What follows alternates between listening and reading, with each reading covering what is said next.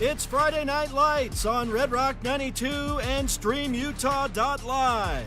Join us this fall as we feature live San Juan and Monticello football. Now we send you live to the field for tonight's action. Welcome to Friday Night Lights on Red Rock 92 and StreamUtah.live.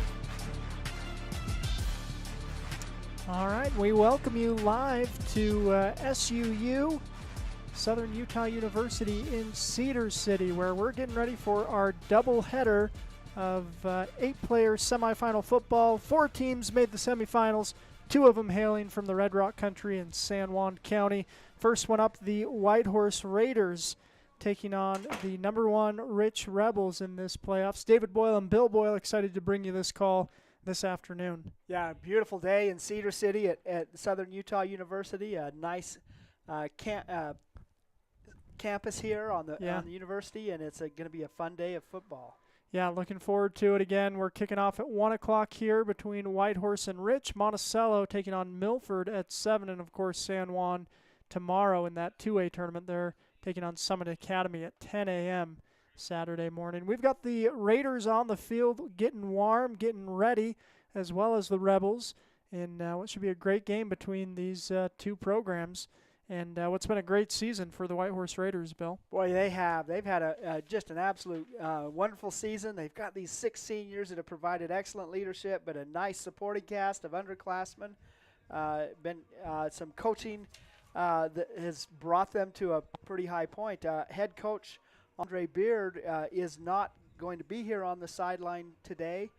Christopher Williams, the assistant coach, will be taking the lead, and of course Chuck Woodhouse is also involved. But it's really been a great year of football for the Raiders, and we're excited to bring you a semifinal contest. The winner of this game is going to play for the state championship. Yeah, and that'll be next week at Zions Bank Field up in Harriman, Utah. But we're getting it started here in Cedar City. You know, we talked about the Raiders. I've seen them make the semifinal from what I can see from my records. You know, again, obviously the Raiders, they've been around for decades, so I don't have full knowledge, and I know they also played a lot of independent Navajo Nation schedules. Had success over the years. But in Utah, we've got just one other time that they've made the semifinals, and from what I can see, looking at that result, it was just a 4-team bracket anyway, so I didn't even know that they won a game to make the semifinals. So this is arguably the most successful team playing in Utah League postseason. Obviously, like you mentioned, Bill, they've had really successful teams throughout the years and playing in independent play and playing in 1A football. Yeah, they had an undefeated season in the early 2000s. Playing independent or against Arizona and New Mexico teams. But, again, this team has had great success, started, I think, winning their first 6 games, and they're rolling and are excited to play. Boy, they have an opponent who is familiar with this field. Yep. They've taken the state championship trophy off of this field for the past 3 years. 2 years. 2 years. And anyway, so the Rich Rebels are a tough team, and it's going to be a battle here. Yeah, looking forward to it. We're going to take a break here from a couple of sponsors. We'll be back to talk about this Whitehorse Raider team, their record, and their statistical leaders, what they've done so far this season. But we'll take a break and be back. You're listening to KBDX 92.7 presentation of Friday Night Lights on this Friday afternoon, the Whitehorse Raiders in the state semifinals. Get the resources and quality of a big school education and the support of a smaller school at Utah State Blanding. Explore over 70 degree and certificate programs to find your perfect fit and experience personalized learning with small class sizes and dedicated faculty while getting the classic college experience. A Utah State education is affordable too, thanks to competitive tuition and tons of scholarship opportunities. Visit blanding.usu.edu to learn more about becoming an Aggie in Blanding. Diamond Propane in Blanding, Utah is the only locally owned and operated propane dealer in San Juan County. Call Chas Jacobson today at 435-678-2010 to fill your tank. Diamond Propane is a proud sponsor of local high school sports. Ready to own a home across Utah or Colorado? The Britt Barton team at Primary Residential Mortgage, with over 30 years experience, delivers custom loans, great rates, and friendly advice. Sit with Britt and begin your journey today. Primary Residential Mortgage Incorporated is an equal housing lender, MLS number 3094. With over half a century of combined experience, Countywide Realty has guided more deals than any other local team. From farms and ranches to homes and land, no one knows San Juan County like Countywide Realty.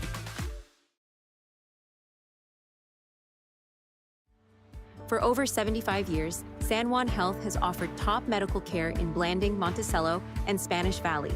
Visit sanjuanhealth.org for our services. San Juan Health, chasing perfection since 1947. San Juan Credit Union. Your money, your future, your credit union. We have branches available in Blanding, Monticello, and Bluff. Come on down and see us.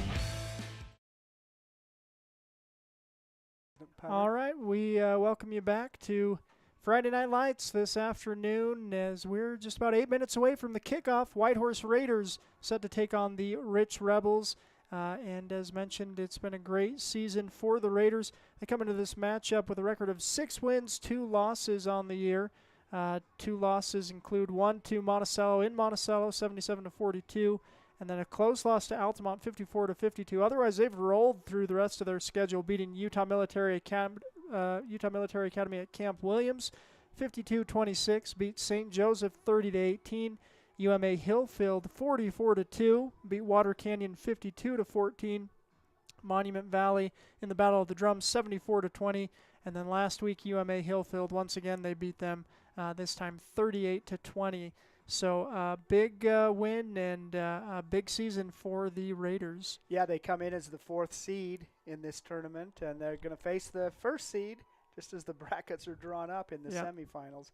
You know, it's my job as the color analyst to read the tea leaves and look for indications that this may be the Raiders' day. One of them is a beautiful field in Richfield here at the SUU campus, and you look up and you see Red Rock. Oh. And so that's an omen for people in the Red Rock country that this is going to be their day. Another thing that I noticed, they've got music playing as we switch over. We had an earlier 3A semifinal, and so as they're setting up for this next game, Redbone, Come and Get Your Love, which from a classics hits perspective, that's a Native American band. Yep. And a great song, and all right. That's how they got started, so good omens. We're looking for omens, and we're finding a couple here. This is going to be a good day for the Whitehorse Raiders. Let's take a look at some other omens in the statistical department. Taking a look at the Raiders this year, receiving yards per game, they're being led by the junior tight end Adam Joe, averaging 140 yards receiving this year. Elam Etsy, the senior wide receiver, averaging 76 yards through the air, and then Caden Lansing, the utility player, averaging 20 yards a game this year. So almost 200 yards a game through the air to these receivers. That's a strong passing game. Well, and then it continues with the offensive, the running game, and that's led by Lance Sinigeni, the senior, averaging 103 yards a game. Hunter Sinigeni, sophomore brother, averaging 85, and then the quarterback, Tristan Black, averaging 69 yards a game. So they're getting it done. They're getting it done by the offensive front. Kellen D., the senior center, leading the way, guards Nateo Sam and Rylan Ham are the 2 starting guards for the Raiders offensive line. That's, again, they've averaged 200 yards rushing a game, but they're also getting it done through the air as well.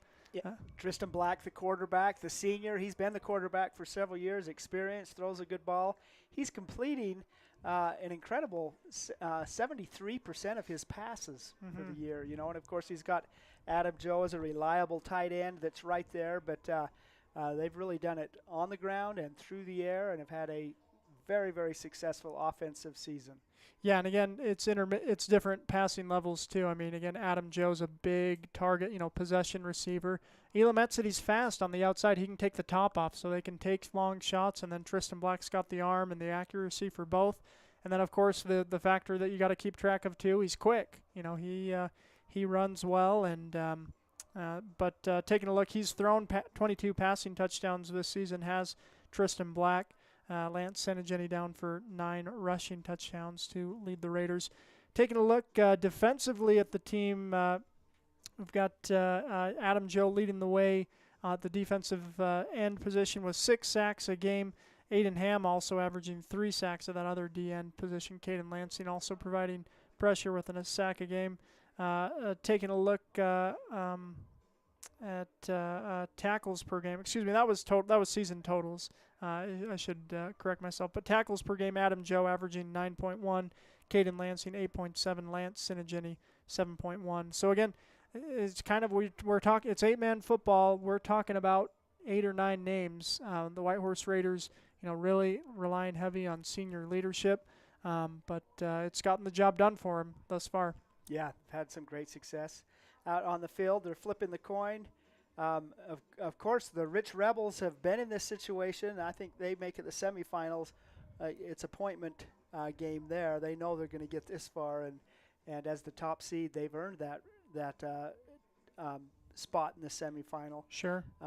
They're a little bit different. They've been led for the last couple of years. They've got a great offense and great defense, but Hudson Perry, this running back, who was tough as a freshman and almost unstoppable as a sophomore, is no longer at Rich. He's got a game tonight for Ridgeline High School in the 4A quarterfinals, but he's had a good year for the number 1 ranked team in 4A, but he won't be there. And so this Rich team, which they reload every year, they've got a great program, but they're missing one of their key pieces, who transferred to another school. Yeah, but again, it's you win 2 titles in a row, and you've got that momentum at the school, and you can see that on the sideline as the Rich Rebels have quite a few players on the sideline. Not quite double the Raiders, but I counted 26 Raiders, and they've got a lot of. It's really a sign of a growing program for Whitehorse in that they've got as many freshmen out there as seniors, relied on this senior leadership, and anyway, it's going to be a fun game. It is. It reminds me, we talked with Coach Christopher Williams of the Whitehorse Raiders. We're going to send you over to that conversation and be back with the kickoff on 92.7. All right, David Boyle here with Coach Christopher Williams. Coach, tell us, you guys made history. It's been a while since you guys have been to the semifinals. Tell us about what it means to be playing in the state semifinals. It's actually a really good honor to play in the semifinals. It's been an exciting year. A lot of offense, a lot of defense, a lot of wins this year. A lot of close games we could have won, but other than that, it's I think it comes down to the leadership in the team. Yeah, the leadership in the team is pretty good. The younger kids are actually learning a lot from them. Yeah, so I think that's pretty much the deal. Yeah. Yeah. Well, it's been super fun to watch you guys all year, follow you. Tell us about what it was like winning that playoff game in Montezuma Creek. What was the atmosphere like? What was it like celebrating with the community? It was awesome, to actually host a playoff game there in Montezuma Creek. Yeah, it was a lot of adversity, coming to it. They're a pretty good football team, but, that's pretty much all I had to say. Well, it was a lot of fun watching that win. So, again, you mentioned a good football team. You got a challenge today against the Rich Rebels. What are you looking to do to try and set the tone? What do you want to see from your team offensively? I'm not sure about offensively, but defensively we're going to try to shut down the run, and get them to pass the ball. So that's what I have defensively. Very good. So stopping the run first. And then, offensively, you guys have had a really balanced attack. So it's been a lot of fun to watch you. Anything else you want to say? Anyone you want to shout out before we let you run? Andre Beard, this game is for you if you're listening. Yeah, he's the head coach for Whitehorse Raiders, so this is what these boys came to play for. Very good. Well, hopefully Coach Beard will be able to make the state finals next week. Hopefully you guys can get the win. So very good. Thanks for your time, Coach. All right, thank you. Appreciate it. Cool.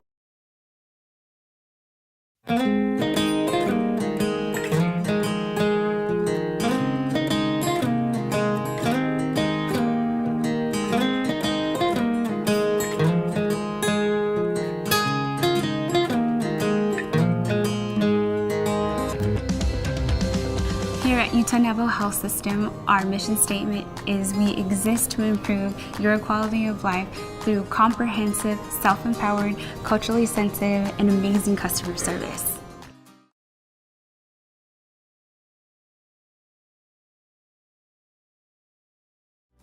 Blue Mountain Foods, Monticello's hometown grocer, offers fresh meat, deli, bakery, and curbside pickup.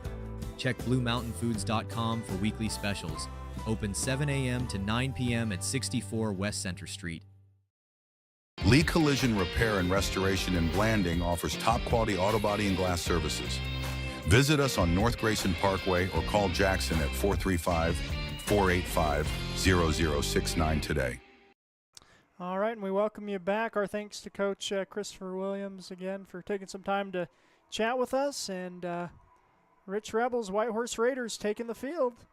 Yeah, we had a helicopter drop. I think that's from the SUU aviation program. They have helicopter training. When we went to the Monticello game in Milford a couple of weeks ago, a helicopter came over and somebody said, that's from the SUU helicopter program.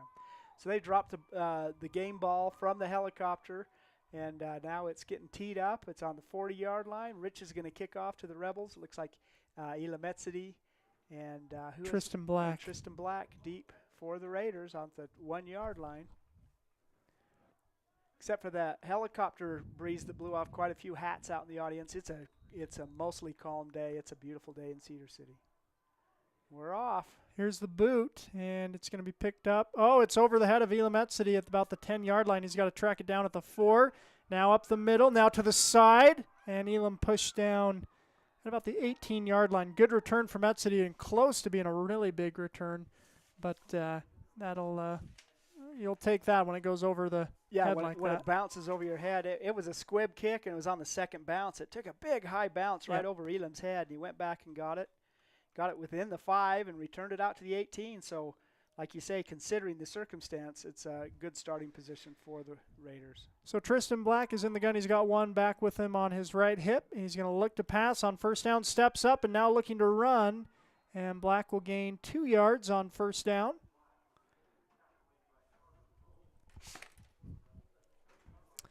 Yeah, he stepped up into the pocket. The pocket began to collapse there on the defensive end, so it kind of opened up in the middle. He got a couple of steps before he was tripped up. 2nd and 8. Here's Black in the gun. Hands off. Up the middle, it's Sinigini. And he is just 1 yard short of the line needed for the first down. That's Lance Sinigini, the senior running back. Hunter Sinigini, his brother, also gets a lot of carries for the Raiders. So here's 3rd and 1 for Whitehorse. Here's a snap. Black, hands up the middle. Falling forward for the yard needed is Lance Sinigini. And looks like the Raiders are going to move the chains. 1st and 10. Big cheer from the far sideline, which includes a big contingent of orange and black, the Monticello Buckaroo football team. They're playing at 7 tonight, and they're cheering for the Raiders at 1. San Juan County on the east field. Wow, Lance Sinigini was hit in the backfield on that play and fought forward to gain maybe a half yard and what looked like was going to be a loss on the play. So gain of 1, make it 2nd and 9 for the Raiders. Bit of an option for Black as he gave it to the second runner. Second option was Lance Sinigini. 2nd and 9. Here's Black in the gun. Gets a snap. Fakes a handoff, now looking to pass. He's got time, and he's going to fake a throw, now run himself up the near sideline. Good gain from Sinigini, 1, 2, 3, 4, 5 yards on the run by, Tristan Black. Going to make it 2nd and a long 4, or 3rd and a long 4. That was a nice play by Black, and particularly as the coverage began to descend on him, he had a fake pass that the defender bit at, and it got 2 or 3 more yards. Here's a snap. They'll hand to Sinigini. Lance Sinigini on the far side. He's got the corner. He's got a first down and more. He's across midfield and then hit out of bounds late. That would have been a flag in the previous game, what we've seen, but no flag there. But a big gain from Lance Sinigini. The Raiders across midfield. 17 yards on that gain, and we're playing on an 11-man field, which is wider than an 8-man field, and that'll come into play if you've got some speed, which Sinigini showed he has on that last run. Here's a snap, handoff, no fake. Tristan Black up the middle. And he'll gain a couple yards, maybe four on first down. 4 yards on first down for Tristan Black. A lot of different options, a lot of positive movement, and the Raiders have some good momentum here at the 45-yard line of the Rich Rebels. We're just less than 3 minutes into this game on the opening possession. Yeah, Raiders driving. Here's a snap. Black hands off. Nice cut from Lance Sinigini up. Down to the 40 for the senior. It's a 5-yard gain. Is going to make it 3rd and 1 at the 40-yard line. Nice move. Nice cut back there. Yeah. I mean, there was the defender was right there, and Lance left him grasping for air.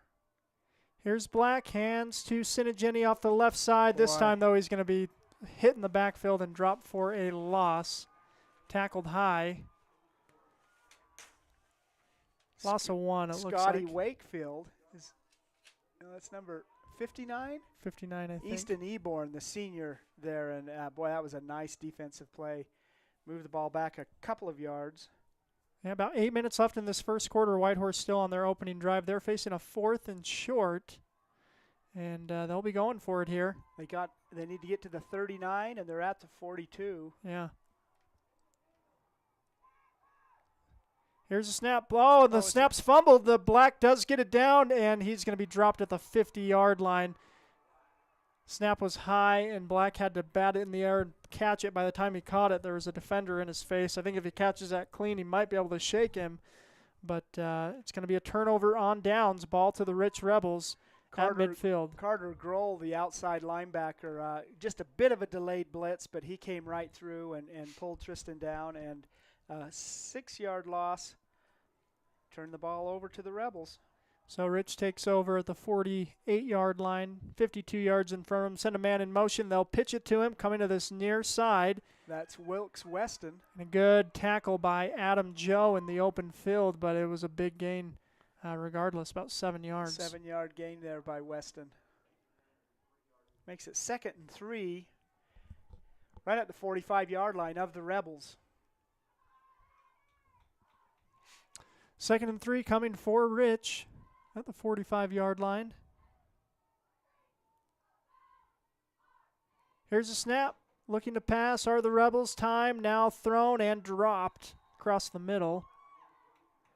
Jet Holmes to Paxton Nicodemus falls incomplete. So that'll bring up a 3rd and 3 for the Rebels.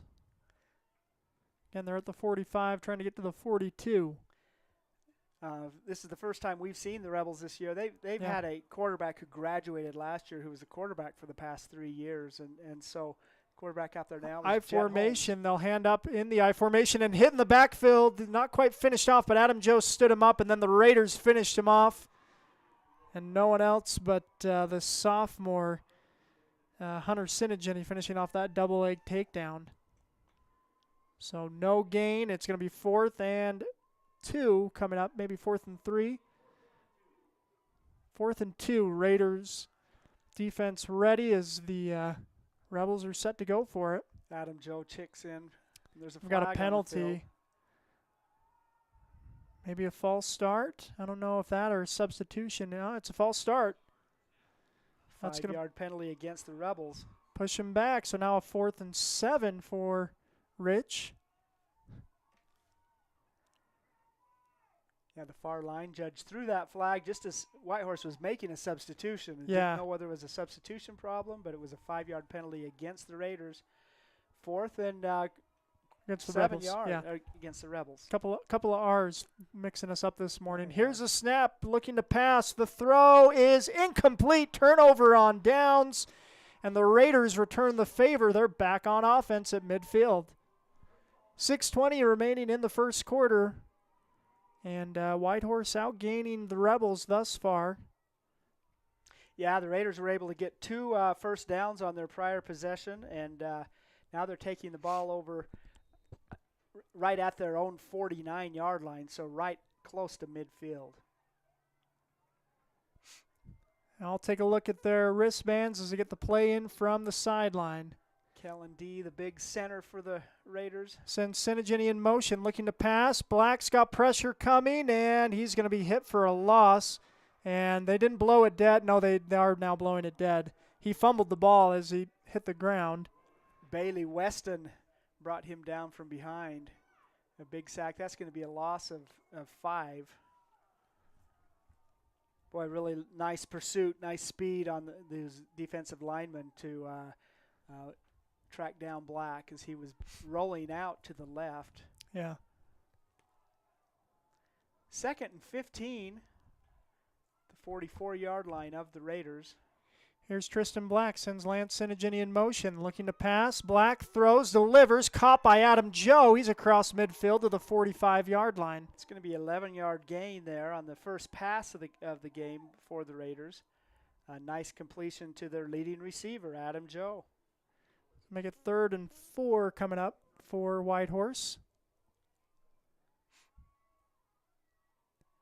Yeah, Adam, the junior, is the ultimate possession receiver. He's going to be good for short passes like that all day long. Here's a snap. Tristan Black fakes the handoff. Now he's going to throw. This one's caught by Adam Joe. Again, leaping up across the 40 to the 39, and that's a first down for the Raiders. Whitehorse moving the chains. 1st and 10 at the Rebel 39-yard line.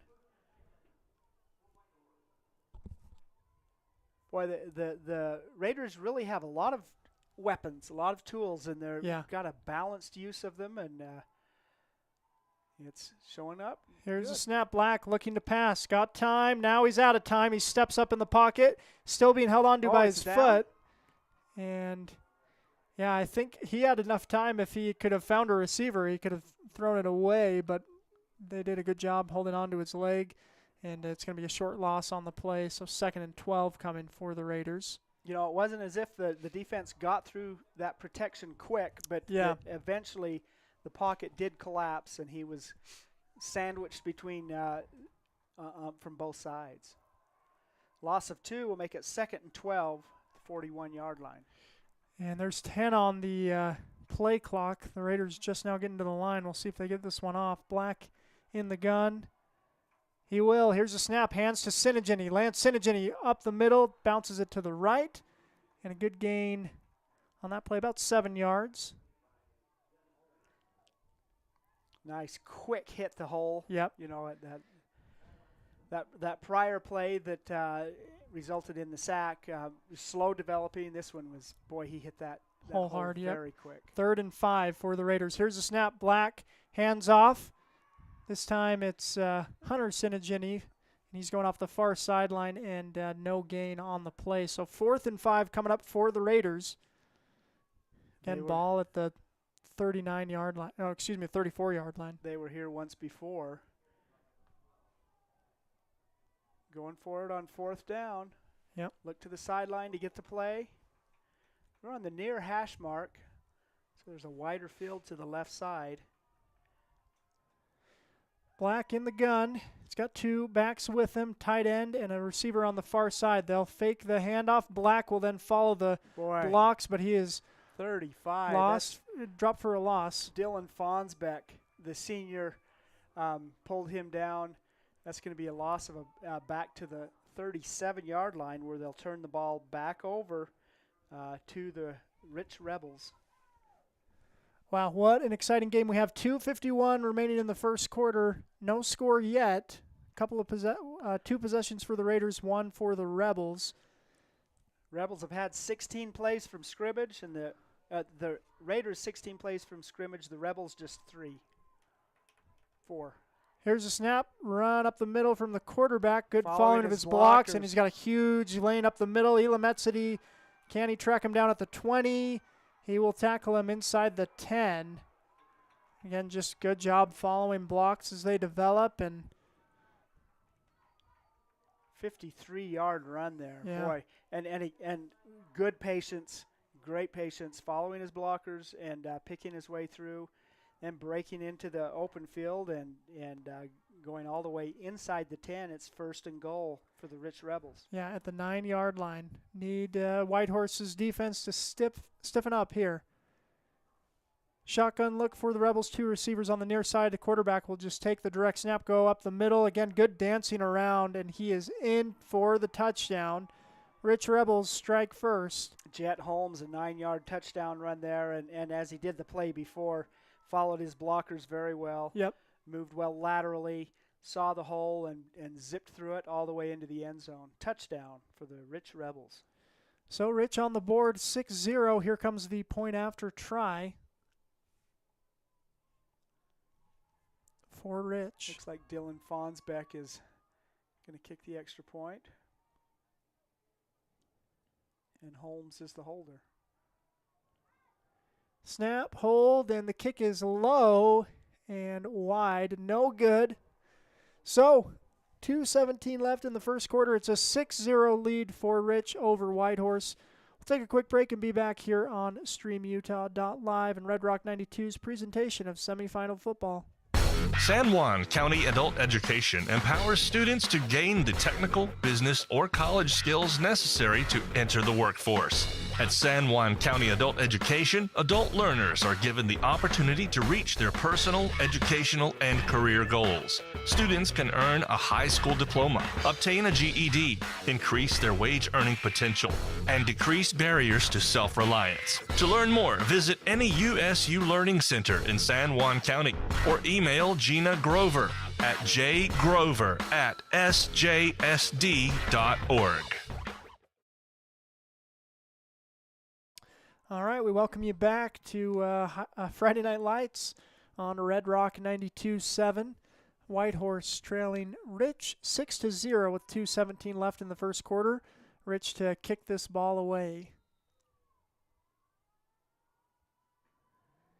Here's the boot by the Rebels, and this one fielded by Elam at the 10. Etzedy picks it up, bounces to the far sideline. Etzedy's got some space. He's at the 35, the 40. Too. He's still going. Elam Etzedy across midfield, 40, 30. And he is tackled high, out of bounds. A penalty at the end of that as Etzedy's tackled at the 20-yard line. Wow, what a great return by Elam Etzedy. Got the ball on the near side, outside the hash mark, and worked his way to the middle of the field and bounced out and streaked down the sideline. He was finally brought down at the 20-yard line, 22-yard line, but there was a flag.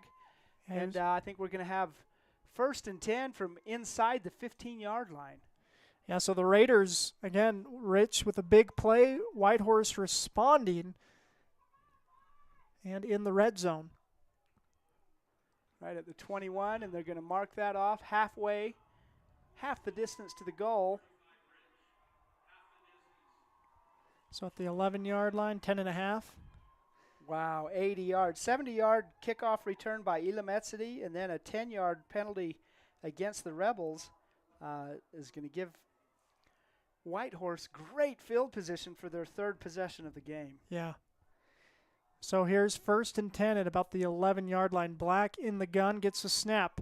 Fakes the handoff, keeps it himself. Black spins, still going forward, and he is tackled. Great run there by Tristan Black. Yeah, spinning around. Good gain, maybe 2-3 yards on the play. Let's call it a gain of 2. Maybe 3. Let's call that 2nd and 7. 90 seconds left in the first quarter. Whitehorse looking to respond. Black in the gun. He's got Lance Sinigeni on his right hip. Sends him in motion. Now looking to pass. He'll throw. Caught. Oh, no. Incomplete. I think that's Adam Joe was the intended receiver. Yeah, a little lower for Joe right in his bread basket and couldn't quite turn it in. Again, a good possession catch, but couldn't quite grab it. So we got 3rd down coming up for the Raiders. 3rd and 7. Boy, that was a great response to the Rebel touchdown is this return and see if we can convert the opportunity. Here's Tristan Black, fakes one handoff one way, then the other, and then keeps it himself, and he's going to be dropped for a loss. Good misdirection, but Rich was assignment sound. They followed all those runs, and got a timeout called by the Rebels. It's a loss of 3. So we've got 4th and 10. Yeah. Wow, the two Sinigini brothers were the options, and Tristan kept that ball, and by then the pursuit had honed in on him and brought him down for a 3-yard loss. We'll take a break and be right back. San Juan Building Supply in Blanding has lumber, tools, and building materials for any project. Enjoy quality products and expert advice. Call 435-678-2000 or come in and see us at 1050 South Main Street. So 4th and 10 at the 11-yard line coming up for the Whitehorse Raiders. They trail the Rich Rebels 6-0, trying to even it up on this play if they can. 1:06 remaining in the first quarter.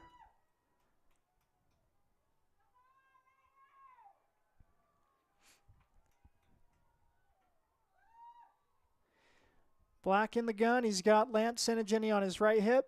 Hunter's in that slot on the left side along with Elam playing quarterback. Here's to Lance trying to get the corner. He sheds one tackle but not the next, and he is going to be short of the line to gain. Great run, and you know, if they had that on 2nd or 3rd down. Tremendous pursuit there. Wilkes Weston was able to bring him down. Yeah, it was very close, just about a yard short. So close to the corner. Turnover on downs, ball to the Rich Rebels. At the 3-yard line. 8-yard gain there, but it wasn't enough, and it turned the ball over to Rich. This happened in the prior game, a 3A semifinal, that Juab got within the 1-yard line twice and couldn't punch it in. Yeah, Whitehorse has had a couple of 4th down drives stall at a 4th down within the 30. That one within the 2, and they're going to tackle him high. Is that going to be a safety? No, they're going to let him. They're going to say it's at the 1-yard line. Great job getting in the backfield and making the tackle. I believe that was Aiden Ham. Yep, the senior. Man, that was a great play by Aiden. It was so close to a safety. Yep. It's going to be a loss of 2. Tackle was definitely made in the end zone, but they're saying forward progress didn't give the 2 points to the Raiders.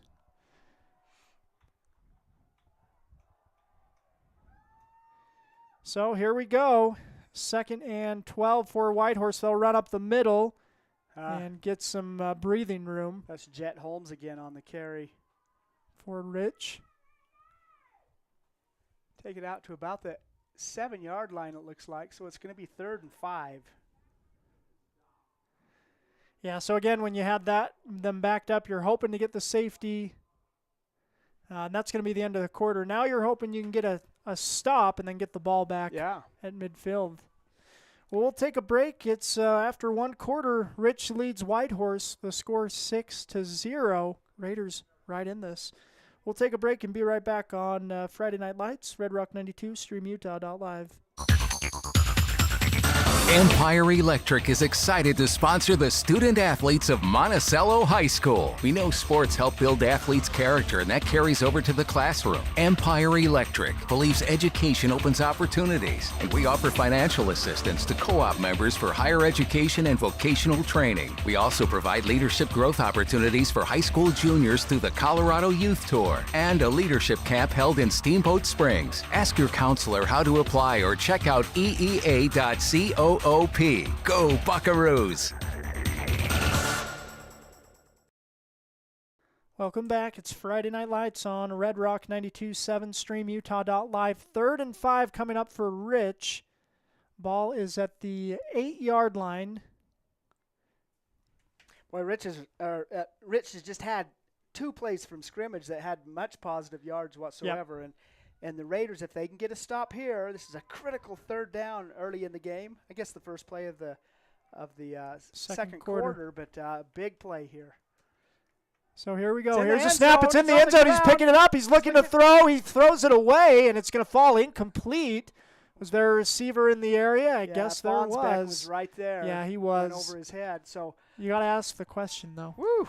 Incomplete pass as things just really went bad. That ball went back into the end zone.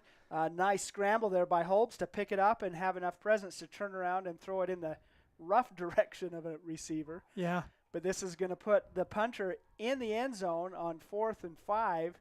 No one deep for the Raiders. Yeah, they're not trusting it. Here's a snap, and the punt is away. Big punt, too. Yeah, good leg, and that one's going to go bounce at the 50, and a penalty flag thrown by the official as he walks down past the bench. I think Rich is probably maybe on the field. I bet it's going to be a sideline warning. But Whitehorse will get the ball at the 42-yard line. Boy, nice stop. Yeah, you wish the kick wasn't as good. Yeah, great punt, too.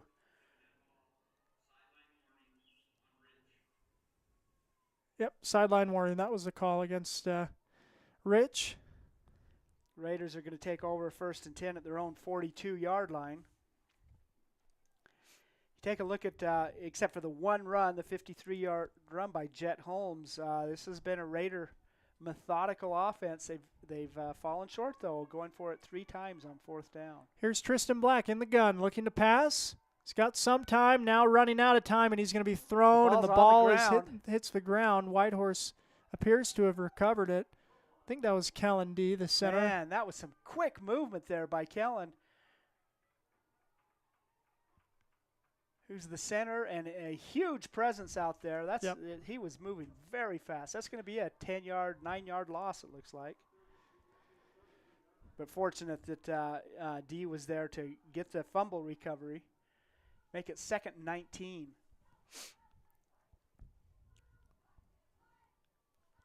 And a penalty flag thrown.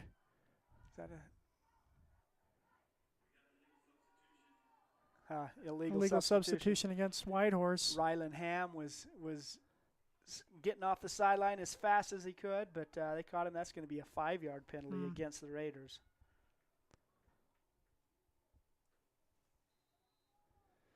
So it is 2nd and 19 now, so long ways to go for the Raiders. 24. Here's snap, 24, and they'll fake the handoff, now look to pass. They'll throw it back to Sinigini. Lance Sinigini out of one tackle and another, but not the third. He's tackled at the 39-yard line. So a good gain on the play for Lance off the pass from Tristan Black. Let's call that a 16-yard completion there. But when you're facing 2nd and 29, you got half of it back. Yeah, 3rd and 13, you do that again. It's a 1st down. But not an easy challenge for the Raiders. Here's Tristan Black in the gun. Again, Lance Sinigini on his hip. Hunter at the slot on his right. Adam Joe, the tight end. They'll look to throw it. And pressure's coming. Gets away from it. Tristan looking. He lobs it up, and it's caught by, not quite caught. Elam Etzedy had to juggle it and got hit hard after unable to pull the pass in. Nice little flip pass from Tristan Black, but hard to pull in, and that's going to be incomplete. Make it 4th and 13 for Whitehorse. Boy, that was right off his fingertips. Really nice work by Tristan to get out of the delayed blitz and find Etzedy, and they just could not quite complete that. Yeah, so they're going to substitute in. They're going to do a couple of substitutions as they're looking to punt. It's Caden Lansing back for the Raiders. And they may have to take a delay a game here as the play clock is going to expire. And that will be, but again, when you're facing a 4th and 13, you'll take that 5-yard penalty. So delay a game against Whitehorse, that's going to march him back. They'll still be punting.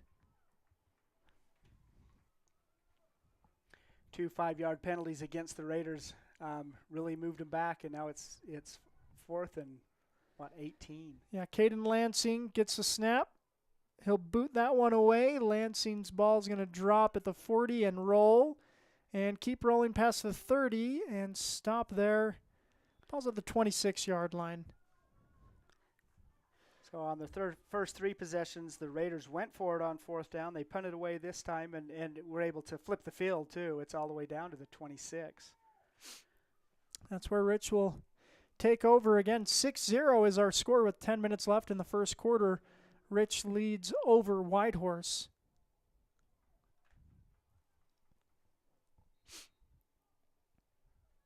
And again, I mean, of of the two teams, you look statistically, Whitehorse's offense has been more impressive. Yeah. Other than one big run play. One play, a really nice run by Jet Holmes, but results in a 6-0 lead. Yeah, that's what you're looking for is points. Here's a snap. Holmes throws it out in the flat. Etzity and wow, great really. job. Elam stood and Tristan stood him up, and then Hunter sent it in. He finished it off. It's going to be a loss of 2. Really excellent defensive work there by the Raiders. Carter Grohl was the receiver.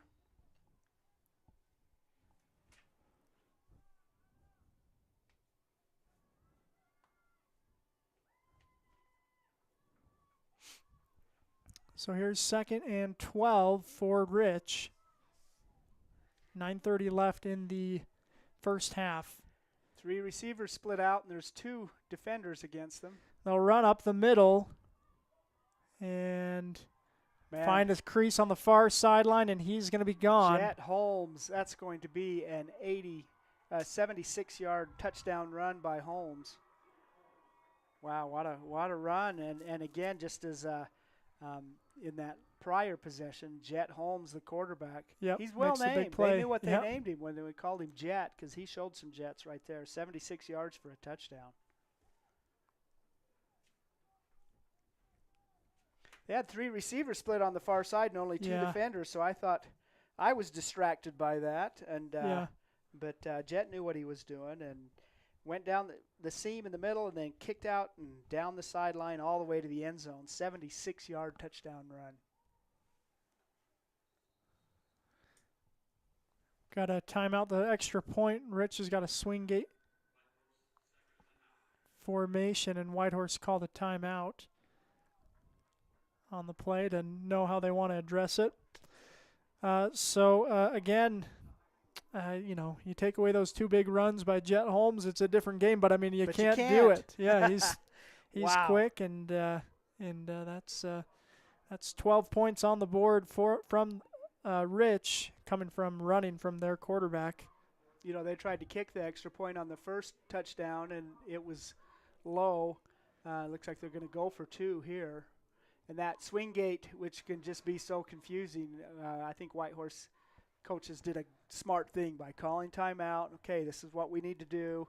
Settle everybody down, because the swing gate is very confusing. You've got 5 players split way out to the far side. Yep. Just a center and quarterback in the middle, and then 1 receiver on the near side. So one-on-one, Holmes gets it. He's going to throw it, and it's going to be batted down. Boy.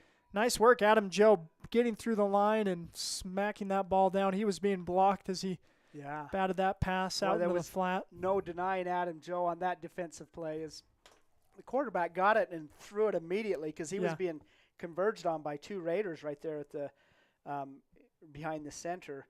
He threw it out, and Adam Joe, who was being blocked, just pushed his way, knocked that ball down. Extra point attempt, no good. 12-0 is our score. 9:04 left in the first half. Rich has got the lead, but it's just 12-0, and Whitehorse's most explosive play coming from a kick return by Elam Etzity. We'll see if the Raiders can repeat that.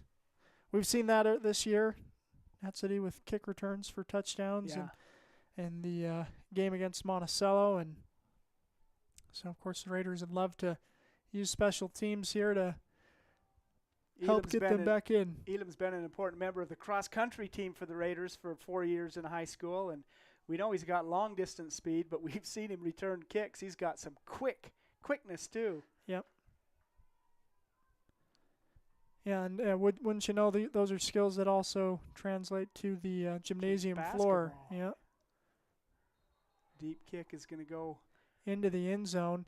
Aiden Ham ran over a Rich Rebel who was running downfield. I don't know why a flag is thrown. I mean, it was an aggressive, hard hit, but I don't see anything that's not football play about that.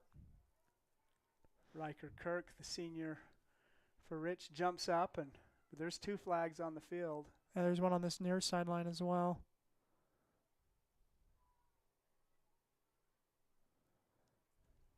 We've talked about the senior leadership for the Raiders. They've got 6 seniors who have really carried a lot of the load, leadership load. There are 10 seniors on the Rebel Hold on. roster. Let's hear.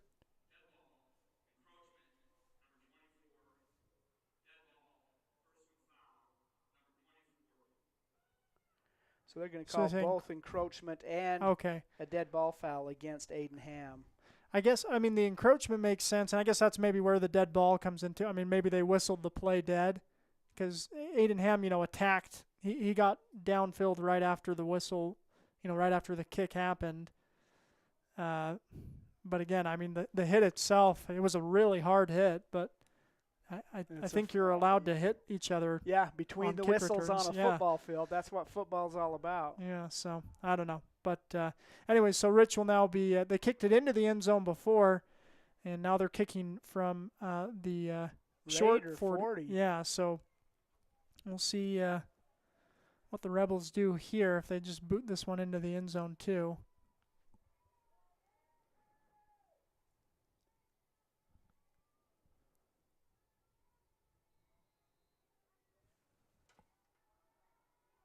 This one is an onside, and it's not going to go 10 yards. So Rich will Whitehorse will get the ball. Raiders will get the ball at their own 32-yard line to start this possession. Again, Whitehorse has moved the ball. They've got 3 first downs. Their offense is clicking, but it's bogged down on those 3 possessions. 4 possessions because they punted on the 4th. But 1st and 10 for the Whitehorse Raiders at their own 32. 9 minutes and 4 seconds remaining in the first half. 12-0 is our score. Yeah, so like you say, Whitehorse moving the ball well, but they got to turn that into points. As they trail Rich 12-0. Raiders in the huddle. Now they'll break. Head to the line. Tristan Black in the gun. He's got both Sinigini brothers on either side. And we've got a timeout called by the Raiders as there was just 2 seconds left on the play clock. We've seen that a number of times. That play clock runs down, and the Raiders are not quite set yet. Resulted in 1 penalty, and it's caused 2 time. Well, I guess that 1 timeout was on that swing gate on the extra point attempt. But so you're listening to Red Rock 92. We'll take a break and be back. Did you know a nuclear power plant needs just 2.2 pounds of uranium to produce as much energy as 3 million pounds of coal? Energy Fuels White Mesa Mill in Blanding is becoming America's hub for a clean and reliable energy future. They're revolutionizing the way we power our world by harnessing the incredible energy contained in naturally occurring uranium to fuel clean, carbon-free nuclear power. Visit energyfuels.com to see how they're energizing tomorrow. All right, welcome back. Final timeout of the half by the Raiders. 9 minutes remaining in the first half. Tristan Black in the gun. Lance Sinigini on his side, looking to pass. He's got time. Now he doesn't. He steps up, and he's going to be dropped for a loss. Well, they're getting the 3 or 4 seconds before that pocket collapses, but inevitably it's been collapsing. Yep. Yeah, again, it's, and that's where Rich's numbers also coming into play. They're playing an 11-man schedule more than half the time this year, so they got more linemen they can substitute in, and that may be a factor as the game wears on. 2nd and 15. Black hands off to Sinigini, and he's hitting the backfield, pushed back. Actually, maybe falls forward for a gain of 1. That's Lance Sinigini, the senior. Hunter Sinigini, his brother, is a sophomore.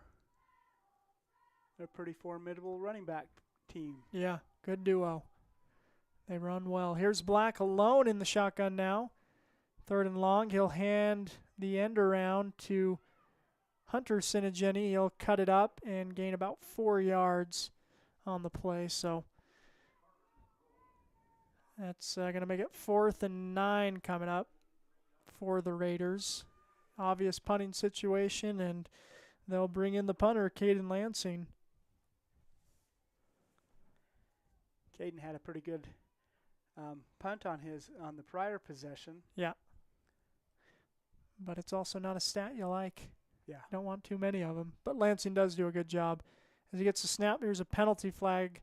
And Lansing's going to boot this one away. It's going to drop at the 40 and stop there, be down by Etzedy at the 34.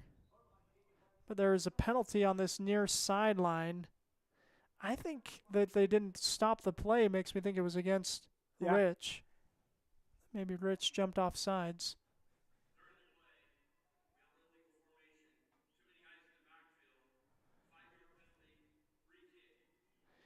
So it was against Whitehorse. So it was too many men in the backfield. So Raiders will replay 4th down. Move it back another 5 yards. 7:15 remaining in the first half. A 12-0 lead for Rich over Whitehorse. Lansing back deep. Gets the snap. Kick. Boots this one away. It's going to be caught at 50, bobbled, and then picked back up. Number 32 down the far sideline. Tristan Black making the tackle at the 25, so a good return for Rich. And they're set up deep in Whitehorse territory. Yeah, that was a nice return. So they had not attempted to capture the prior punts, but this time he caught it on the run and got all the way down to the 24-yard line. Yeah, caught it about the 50, so about a 25-yard return. 1st and 10 for Rich at the 24-yard line. I think that's Bodie O'Mealy as the returner for the Rebels. So Rich in the gun. Got one running back on quarterback's hip. Here's Holmes looking to throw. He'll throw out to the flat. Oh, and Elam Etzedy tried to play the ball, and that's instead going to be an easy touchdown. Tough play, tough execution by the Rebels, and a couple of missed tackles, missed opportunities by the Raiders. And Rich, again, on the board. Wow. Who was the receiver on that? That was number 1. That was Carter Grohl. Carter Grohl. Nearest kid. I don't know.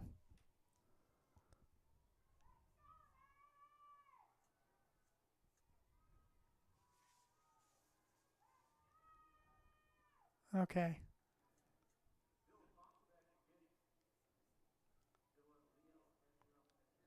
Okay, and again, lost the internet connection here at SUU, but the Rebels score. It was a 3-yard extra point attempt for Carter Grohl for 2 points, so 20-0. Penalty flag thrown. He's tackled inside the 5-yard line. And again, we're trying to make sure we got everything worked out here.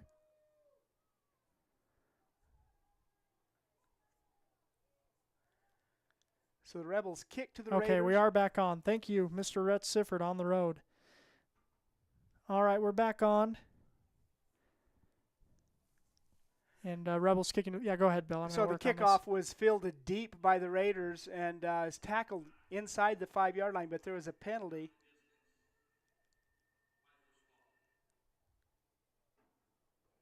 Whitehorse will take over 1st and 10 at their own 5-yard line, so another 5-yard penalty. The Raiders were in the first few moments of this game where the Raiders will take over 1st and 10. Tristan Black's feet are in the end zone as he's going to take this snap.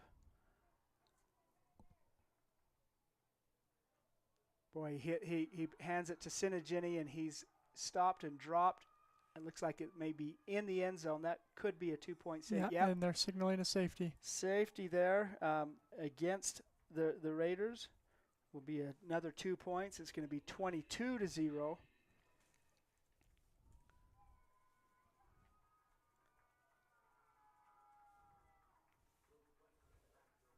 Wow, 6:41, just 16 seconds after that last score. The Rebels put 2 more points on the board. So what's going to happen here is the Raiders are going to punt from their own 20-yard line.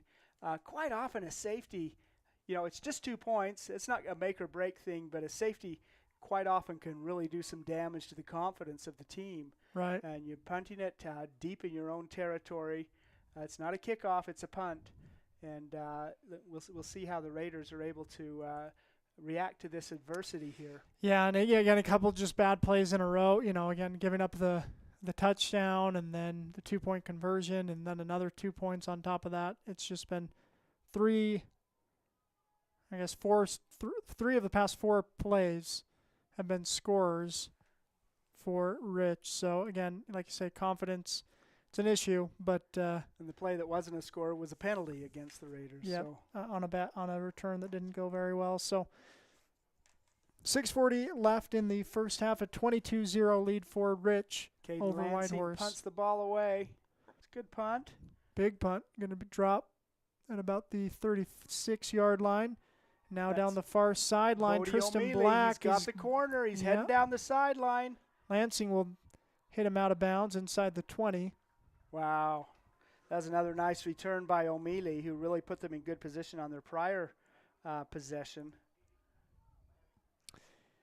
Yeah, and again, I mean, the first quarter, the Raiders, they gave up one big play, but unable to also, take advantage of good drives and put points on the board, and now Rich is stringing together big play after big play. 22-0 is the score, and Rich with the ball at the 14-yard line now. Jet Holmes, a quarterback in the backfield. He's got 2 receivers on the far side, 1 on the near side, and he's also got Grohl with him in the backfield. Here's a snap. They'll hand to Grohl up the middle. Boy, good nice. tackle.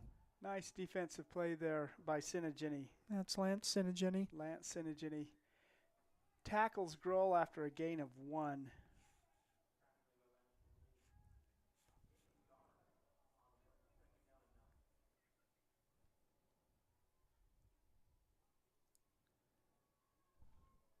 Second and 9 coming for Rich. Again, they lead 22-0, 6 minutes remaining in this first half. D, Joe, and Ham, defensive linemen for the Raiders.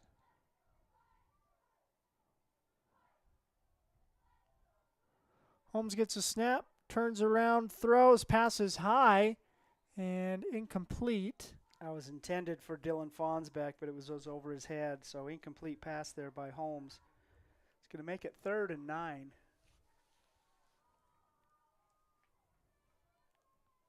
Rebels have only completed 2 passes in this game, but they were both scoring, 1 touchdown and 1 2-point extra point. Oh, no, that 2-point was no good.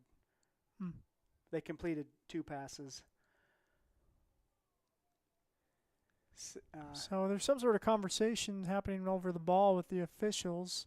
It should be 3rd and 9. Yeah, I don't know. They have 2nd and 9 on the sideline. They've got 3rd and 9 on the scoreboard.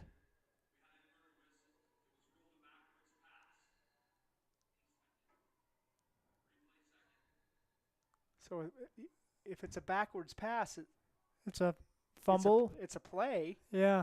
Still, wow. So the Rebels Rebels throw the backward pass, and instead they get another play. Run up the far side of the I formation. That's Wilkes Weston. Nice tackle there by the linebacker. Hunter Sinigini. It's inside the 10-yard line to the 9. So 3rd and 5.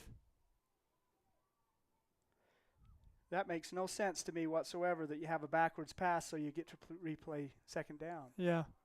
And you wish if the Raiders had, again, that's why the coaches say, hey, get on the ball, even if you think it's a forward pass.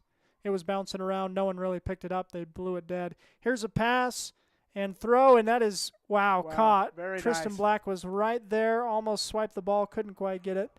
Instead, it's going to be caught for a touchdown. Dylan Fonsbeck with a 9-yard reception there for another touchdown for the Rebels. 5 minutes remaining in the first half. And the Rebels are starting to pull away. Yeah. 28-0 lead for Rich over Whitehorse. Just 4 minutes ago on the clock, it was 6-0. Yeah.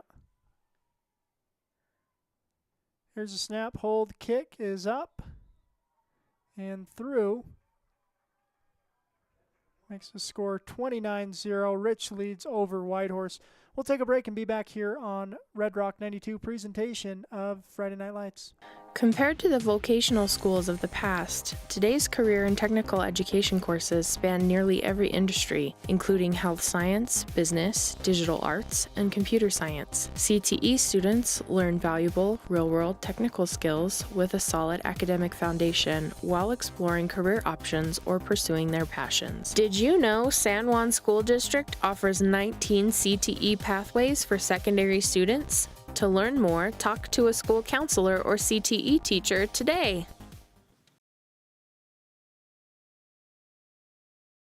All right, welcome you back. It's Friday Night Lights this Friday afternoon. We're in the first of our doubleheader.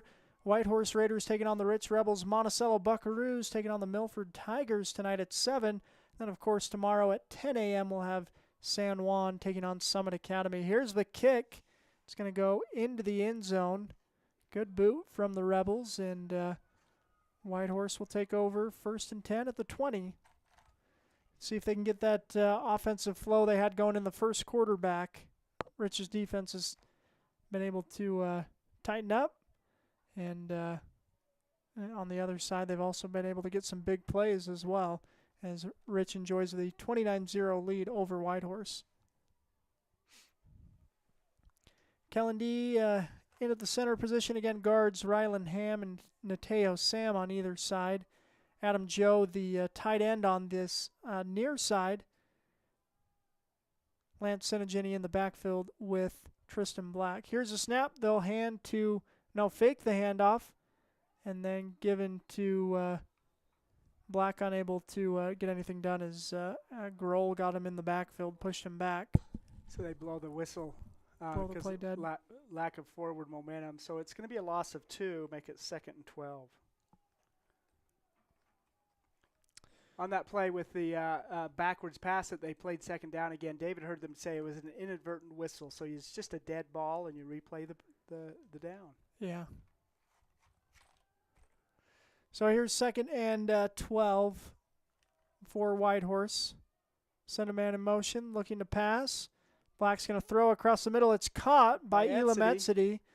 And ball is out on the ground, covered up by Adam Joe.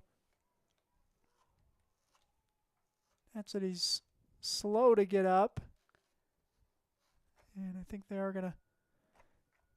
He is up, though, now. Yeah, his teammates picked him up. Yeah.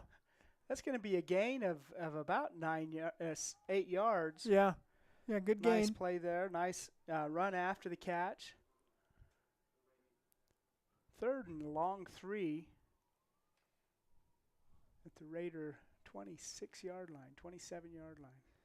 3:40 left in the half. Black sends Lance Senegini in motion, looking to throw. Stepping out of pressure. He's got a lot of green grass in front of him. Stiff arms the man to the ground. Now stops. Oh, what a move by Tristan Black. He's still on his feet. It's going to take all 8 Rebels to bring him down. They eventually will, all the way out to the 42-yard line, 41-yard line. Looked like an and one mixtape out there, just juking people back. He just needed a basketball in his hands, and that was definitely a highlight reel run. Very nice. Good work there by Tristan Black to give the Raiders a 1st and 10. The 42-yard line. It's a 15-yard run. 3:18 on the clock. So 1st and 10, Black in the gun. Gets a snap. Hands off. That's Senegini. It's time to Lance Senegini. Boy, nice pursuit to bring him down. Yeah, he gains maybe 2 yards. He was going on the far sideline trying to get to the edge. Couldn't quite do it. Still gained 2 yards on the play. Clock will run. 3 minutes left in the half, and Raiders do not have any more timeouts, but I don't know. You've still got a ways to go to be thinking about that.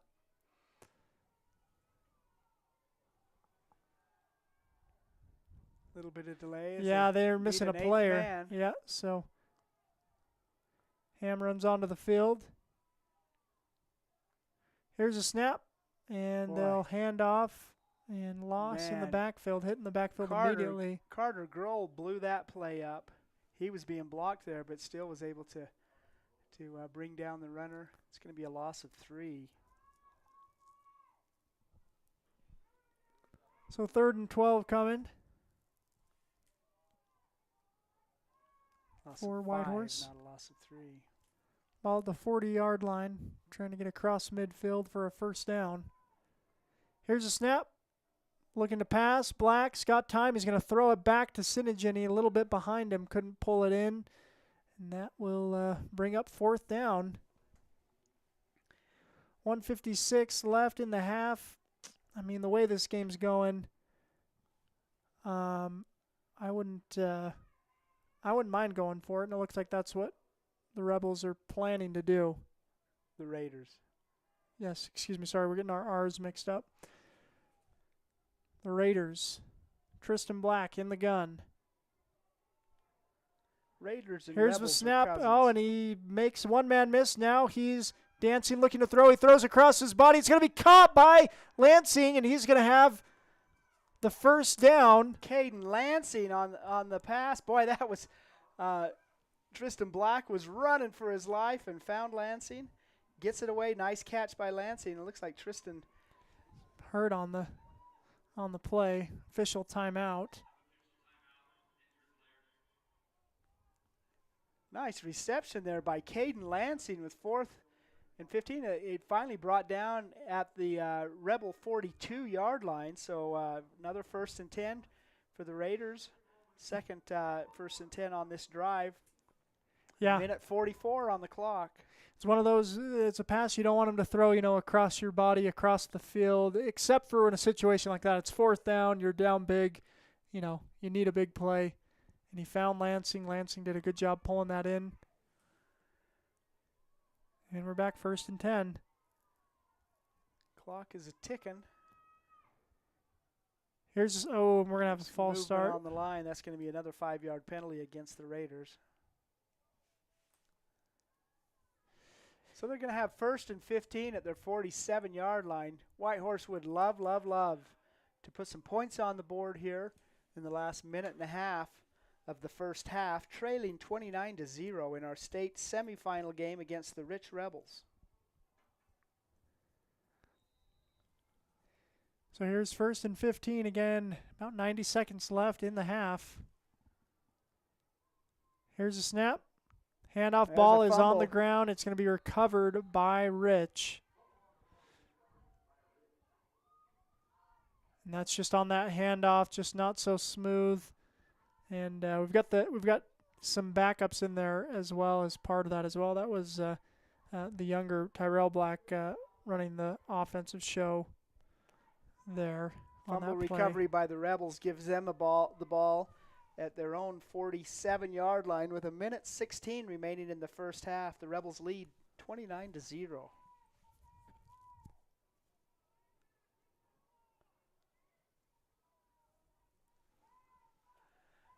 I think there's just 7 Raiders on the field. Yeah, and they even had to run someone out there to get that many. So the Raiders playing short-handed. And no timeouts. So yeah. It's going to be to the advantage of the Rebels here, and they're going for it. Here's a throw, catch, and Lansing making the tackle along with Etzedy. It's going to be a 9-yard gain on first down. We'll make it 2nd and 1. Yeah, so. Clock ticking, 57 seconds. And, boy, the Rebels with Holmes as quarterback. They're back to the line. They're looking to throw. They're all spread out. Holmes has got pressure coming. He's hit as he throws. That one's delivered. Caught by Grohl. Is he going to be caught? No, he is not. He's in for the touchdown and the 35th point of this first half for the Rebels. 45-yard touchdown pass from Jet Holmes to Carter Grohl in the final seconds of the first half. Yeah, 40 seconds remaining in the half. Make it 35-0 with the extra point pending. And, of course, we have a running clock when you get 35 or more in the second half. So it appears as if we're going to have a running clock. Yeah, Raiders would need a score before the end of the half to avoid that.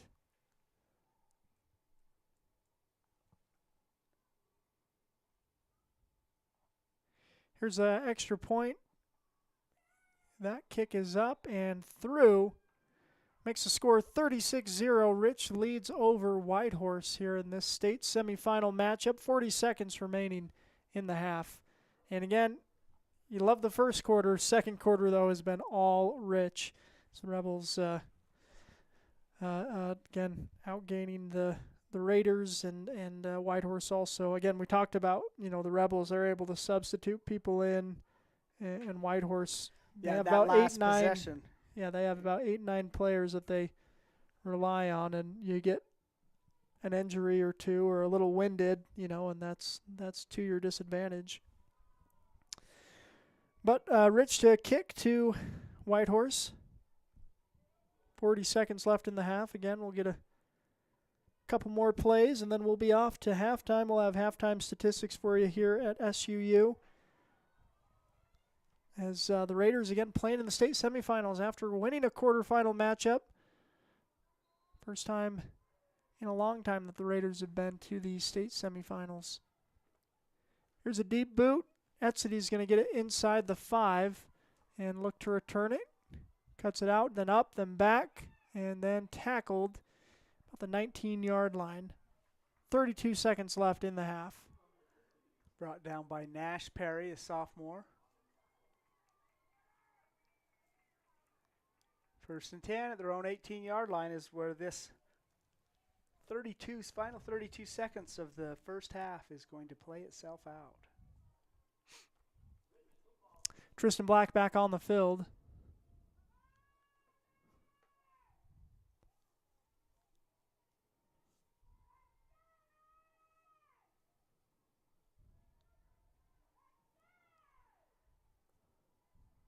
Black in the gun. Empty set. Looks to send Sinigini in motion, and Will looks to throw. Steps up. Now he's just going to tuck it. And Tristan Black up the near sideline. One man to beat. He's going to escort him out of bounds at about the 50-yard line. Great gain from Tristan Black on first down. Paxton Nicodemus there is a nice run on first down. Once again, they're going to take over right on the 50-yard line. 24 seconds left, and again, the Raiders with no timeouts, so they got to look to work the sidelines or get into the end zone. And again, doing so would stave off a running clock in the second half and give you a prayer of a comeback.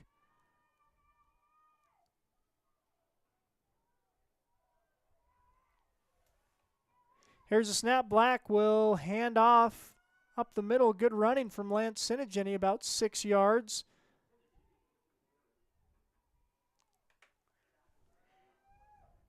And they stopped the, is it a penalty? Okay, I couldn't see that. I saw that this near side judge was signaling to stop the clock. I assumed it was maybe Rich was calling a timeout, trying to get the ball back or something.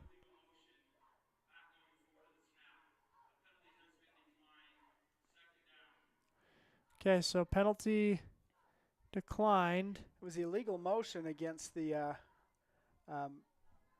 Raiders, so the play stands. That's going to be a 6-yard gain on by that run. Sinigini. But just 19 seconds left and clock running. Black in the gun. Sends a man in motion, looking to pass. Black with time. He's going to throw deep. It's going to be intercepted. 4 Rebels playing he gets safety. The corner. And a block in the back. Yeah, they're that's going to call that. And tackle made at the 30. It's really nice recovery for the Raiders. Yeah, Lance it looked like Nicodemus was going into the end zone, and the last defender was blocked from behind. Yeah. So Lance that's Sinigini still against the Rebels. Was able to get and Lance Sinigini is able to make all the tackle anyways. Nice recovery by the sophomore. But again, penalties. It's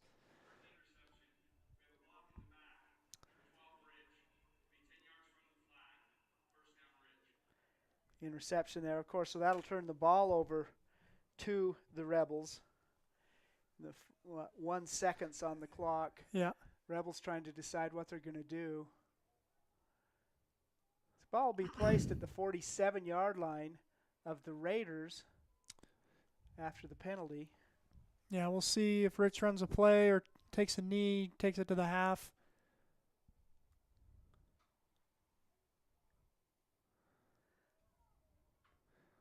Holmes coming up. Yeah, there looks like they're in a formation to take a knee.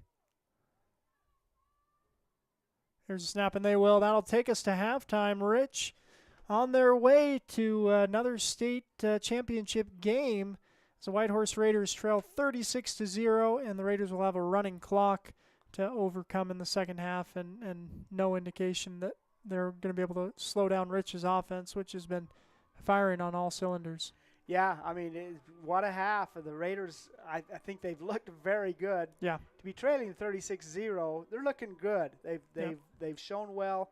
It's just this wave, a tsunami of scoring from the Rebels. And you know, the wheels came off a little bit, and the Rebels were able to take advantage of that and find themselves with a big halftime lead. Here at the state semifinal, the 8-man semifinal, our first of 2 games today. We're glad to be with you on Red Rock 92, streamutah.live.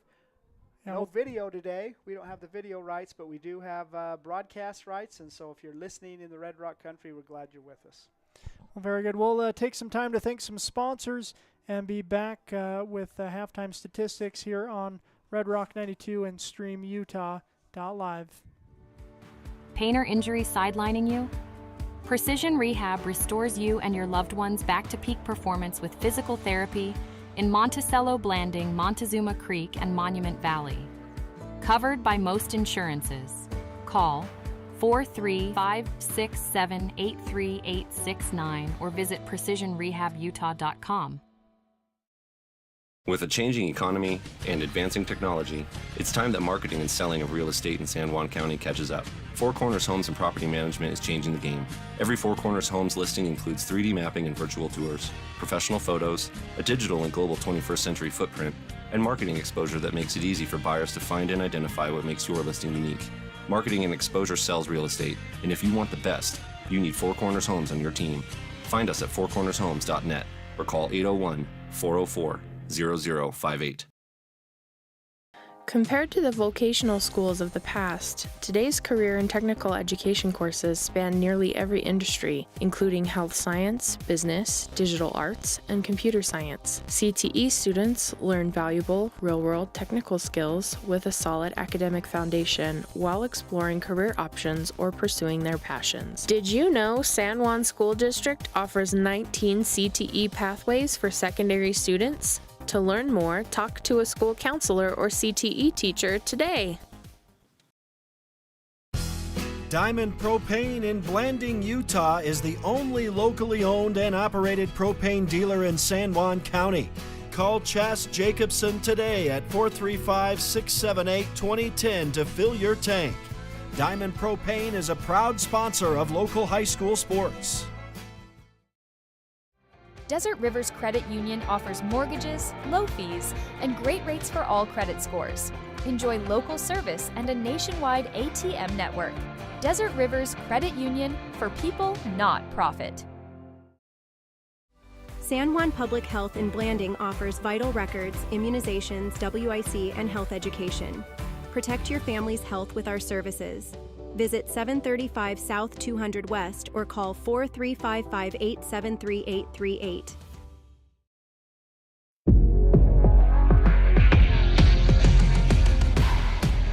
Here at Lyle Northern Electric, we take pride in our highly qualified team, dedicated to serving our community. Whether you need commercial, residential, or solar electrical services, our certified experts are ready to meet your needs. We are proud to support our community, especially our youth and high school athletics. Lyle Northern Electric, serving our community since 1957. Planning a weekend project? Red Zay's Hardware in Blanding has paint, tools, grills, and yard supplies from top brands like Craftsman and Weber. Visit us for great deals and expert advice. Need fast internet in San Juan County? Emory Telecom delivers blazing fast fiber with no contracts and free installation. Power your home with reliable connectivity. Visit emerytelcom.com for details today.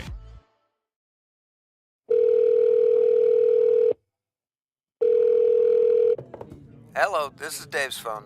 Leave me a message at the beep. Hey, Dad. I just drove past the park you took me to on my 10th birthday. Remember how we fell into the stream? I just wanted to let you know I was thinking about you. Call me back. Love you. Reminding someone of their worth is suicide prevention. Learn more at liveonutah.org. Buying, selling, or refinancing. Trust Anderson Oliver Title Insurance Agency, Southeastern Utah's only locally owned title company, serving San Juan and Grand counties for over 25 years. Visit us today. Get the resources and quality of a big school education and the support of a smaller school at Utah State Blanding. Explore over 70 degree and certificate programs to find your perfect fit and experience personalized learning with small class sizes and dedicated faculty while getting the classic college experience. A Utah State education is affordable too, thanks to competitive tuition and tons of scholarship opportunities. Visit blanding.usu.edu to learn more about becoming an Aggie in Blanding. Building a state championship team requires a lot of hard work and dedication on the part of athletes, parents, and coaches. Although receiving a trophy is an amazing experience, even more important is the personal character and strength that students can develop and then use throughout their lives. It is important for our youth to be involved in whatever positive and healthy activities they can be, and it is important for parents and community members to support them. By providing opportunities for positive involvement, teaching skills required to be successful in that involvement, and by giving recognition to our youth when they use those skills, we are helping reduce the risk of youth substance abuse and suicide in our communities. Whether it is a state championship team, learning to play an instrument, excelling academically, or simply learning to work hard and believe in themselves, the benefits gained from those efforts are great examples of increased protection against unhealthy behaviors. We need to work together as parents, teachers, families, and community partners to make this happen. Let's do this!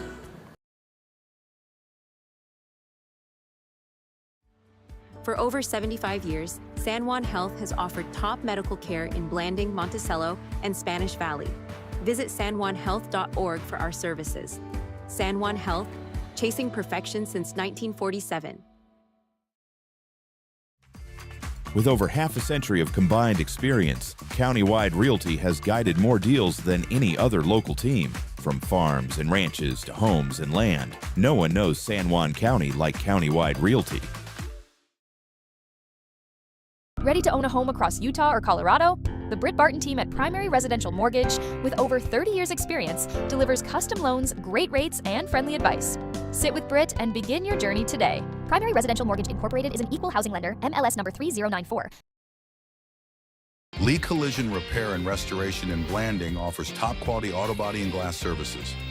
Visit us on North Grayson Parkway or call Jackson at 435-485-0069 today. Blue Mountain Foods, Monticello's hometown grocer, offers fresh meat, deli, bakery, and curbside pickup. Check BlueMountainFoods.com for weekly specials. Open 7 a.m. to 9 p.m. at 64 West Center Street. All right, welcome you back. Again, it's Friday Night Lights on Red Rock 92.7. We're at halftime of this 8-player semifinal game. The Rich Rebels lead your Whitehorse Raiders 36-0. Again, this is the first of a doubleheader. Monticello playing Milford at 7 o'clock. Again, 36-0 is the score. Bill's got a recap of the scoring drives. Yeah, you know, it's been an interesting game. The Rebels, I think they moved the ball well. They went for it on the first 3 possessions and were not able to convert those fourth down conversions. And it was with just 2 minutes remaining in the first quarter, the Rebels got their first down of the game. But that was a 53-yard run by Jet Holmes. He ran it in 9 yards out on the next play, and the Rebels led 6-0. It was into the second quarter, 9 minutes remaining in the second quarter before the Rebels scored again. That was another run by Jet Holmes, 76 yards. Soon after that, a pass from Holmes to Carter Grohl for 76 yards. Safety against the Raiders. And it just came in waves, and before you know it, here we're at halftime, and the score is 36-0, and we're going to have a running clock in the second half. It just kind of it came off the wheels for the Whitehorse Raiders in this first half, and they're in the locker room regrouping, and we'll see what happens in the second. But one thing we know for sure, there will be a running clock. Yeah. Taking a look, we've got some first half statistics for you. A couple of interesting notes. Whitehorse has got more first down than the Rebels, 7-6. Time of possession, the Raiders have also possessed the ball longer, 27 minutes to 24 minutes for the Rebels. Again, Rich trailing Whitehorse in that statistic. Otherwise, they're being outgained on the ground. 155 yards rushing for Rich, 79 for Whitehorse. 136 yards through the air for Rich, 55 for Whitehorse. So, again, it's one of those, normally we like just giving first half statistics. We wish we could give you first quarter statistics, because at that point, Whitehorse was leading in everything besides points. And anyways, that's ultimately what matters, because Rich added 30 points in the second quarter, so 36-0 is a score at half. You know, methodical and precise and efficient kind of describes the Raiders to a certain extent, but boy, it's the big play that really can turn the tide and turn it quick too. And Jet Holmes, the quarterback for the Rebels, he's got a good first name. He is on Jets, and he's tough to bring down. And all of a sudden, 36-0 is our score at halftime. Yeah, taking a look again at first half statistics. Through the air, the Raiders, Tristan Black has attempted 9 passes, completed 6, and had 1 interception there right before the end of the half. He's got 55 yards through the air, and again, longest completion was 18 yards. That was a pass to Caden Lansing, the sophomore, with 1 grab for 18 yards. Lance Senegeni has 1 for 11 yards. Adam Joe has 3 catches for 26 yards. On the ground, Whitehorse being led by Lance Senegeni. He's got 33 net yards on the game on 10 rushes. Tristan Black has 29 net gain on 13 rushes, and the way this system works, I think that's counting sacks against Tristan as well, which he's taken a couple. Also, Hunter Senegeni's got a couple of yards on a couple of carries. But again, it's been good things seen from the Raiders, but they weren't able to convert it into points in the first quarter and early in the second quarter. And the Rebels have run away since then. Leading the way defensively, Lance Senegeni has 2 tackles for the Raiders. Also of note, Rylan Ham has 2 tackles for loss, and Tristan Black and Elam City, Tristan Black and Elam City also have tackles for losses. So Raiders have done some good things, but Rebels won that second quarter handily, and we'll have a running clock in the second half. Yeah, in the first of 2 semifinal games. We're going to be back on again at 7 o'clock. So what does the coach tell the team at halftime in a situation like this, David? I don't know. I would imagine he'd say, let's play for pride, and try and do what we did in the first quarter. Let's see if we can't turn that into points. And again, at halftime, I don't know what you say. I know at the end of the game, if this continues to go Rich's way, you say, hey, this was a great season, 6 wins on the year, won a playoff game, and so things trending right for the Raiders as a program. But yeah, you got to be disappointed with this first half of play. See if they can't mount some sort of comeback. The clock will be against them though in that second half. Again, we're coming up on the second half. We have a couple other sponsors to thank, making these broadcasts possible.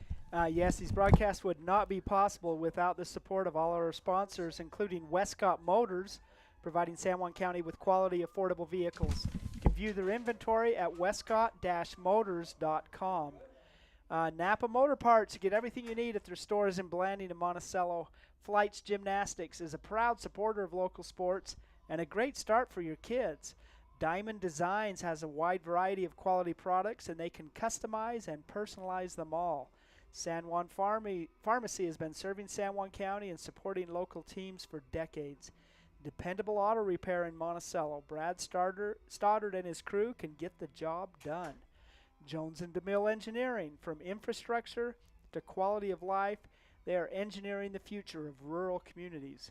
Four Corners Regional Care Center in Blanding, a skilled nursing and rehabilitation facility in a comfortable, caring setting.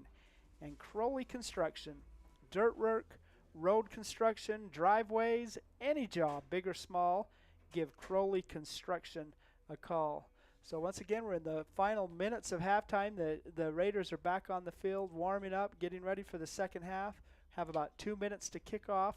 Glad that you've joined us today on this is bonus action when you get into the state playoffs. We're at Southern Utah University in Cedar City, where the Whitehorse Raiders and Rich Rebels are facing off in a semifinal contest. Halftime, it's 36-0, lead by the Rebels, and the second half is going to start here pretty quick. We will be right back after we hear from a couple more of our sponsors. You're listening to Red Rock 92. San Juan Credit Union, providing exceptional financial products in southeastern Utah for over 60 years, is proud to support our local high schools. With branches in Blanding, Monticello, and Bluff, along with an ATM in Montezuma Creek, access to those products is easier than ever. San Juan Credit Union offers checking and saving accounts, bill pay, a wide array of loans, and much more, all on a full-service website and mobile app. Plus, they're federally insured by the National Credit Union Association. San Juan Credit Union, your money, your future, your credit union.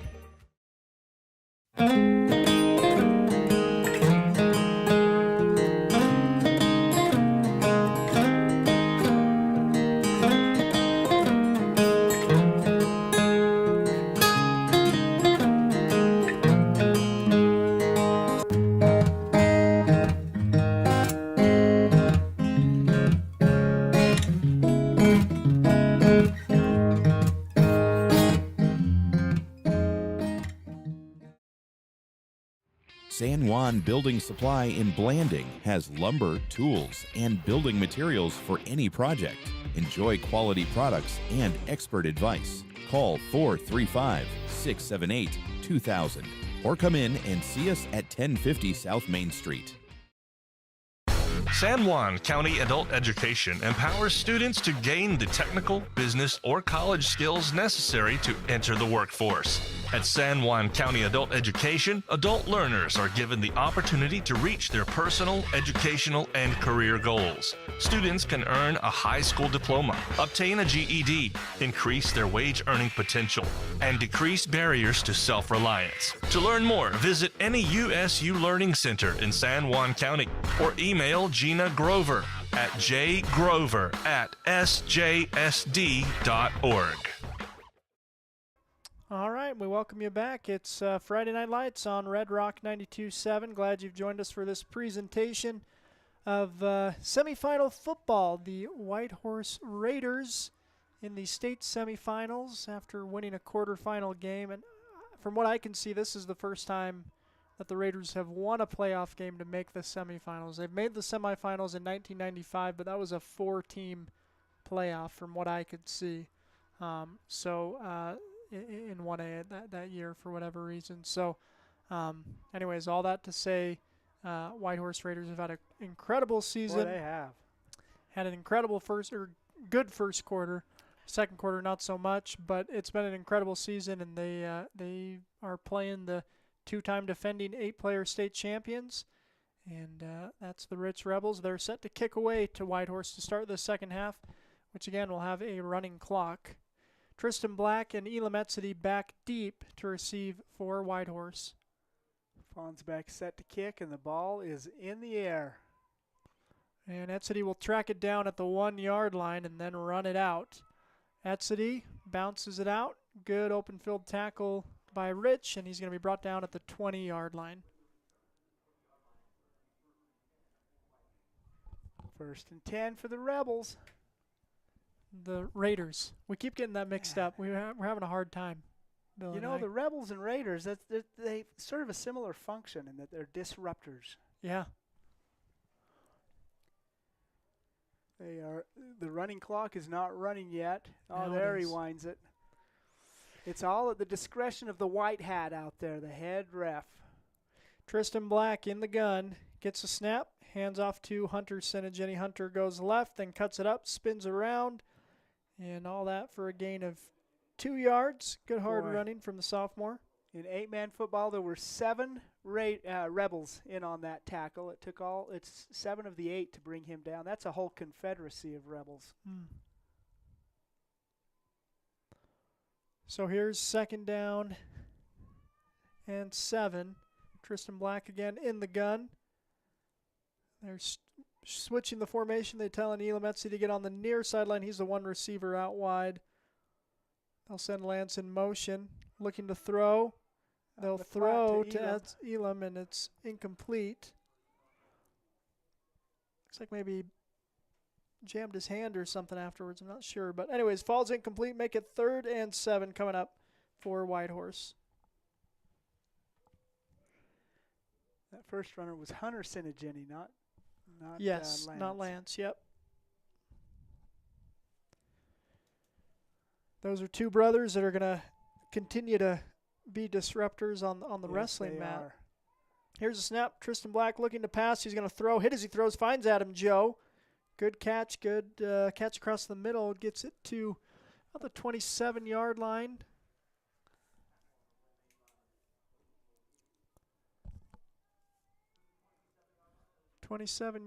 So needs 3 more yards. 4th and 3 coming. And they do have Caden Lansing back to he's back deep as if to punt.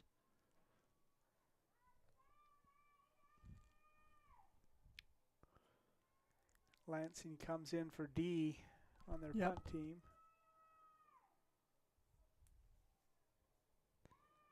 There's a snap. Lansing gets it.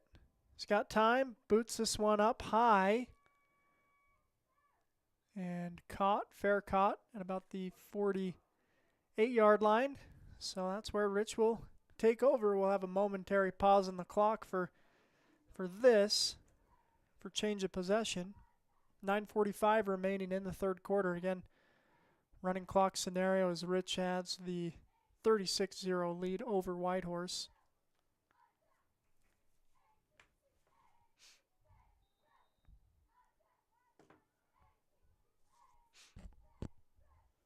First and 10 coming for Rich. Looking to punch their 3rd straight visit to the title game. Hoping to make a 3rd state championship are the Rich Rebels. Tristan Totsoni comes on in for the Raiders. Elam Etsy making the tackle along with Hunter Senegeni as they throw a quick out. Got a new quarterback in. It's Wilkes Weston for Rich, junior quarterback. So looking at the next year's starter, likely, for the Rebels. Lots of starters still in the game, though. Yeah. Still got Carter Grohl and Paxton Nicodemus. Here's a snap. Now looking to run is Weston, and he's going to be wrapped up by Hunter Senegeni after a gain nice of 2. Open field tackle by Hunter.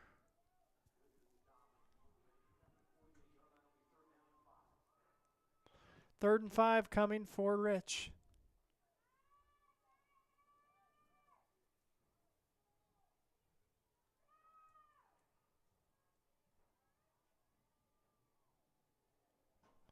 And Weston, the quarterback, they've got a triple bunch formation near the line of scrimmage. 1 receiver to this near side. Here's a snap, and they'll roll, looking to pass. He's going to throw it up, loft it up. Great delivery. Jed Holmes. And Holmes is going to catch it and bring it in for the touchdown. Jed Holmes ran for 1, threw for 1, now caught a touchdown. Wow, what a nice play there. 42-yard touchdown pass for the Rich Rebels. 8:01 left in the 3rd quarter. Point after kick coming.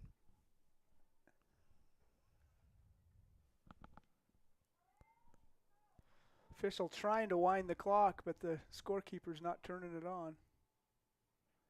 Here's a snap, hold, kick is up and through. 43rd point for Rich. Nope. Oh, no, I guess he was telling them to stop the clock. He didn't know they never started it. Again, it's Friday Night Lights on Red Rock 92. Again, this is the first of a doubleheader going on today. 7 o'clock tonight will be the kickoff. Monticello taking on Milford in the other 8-player semi.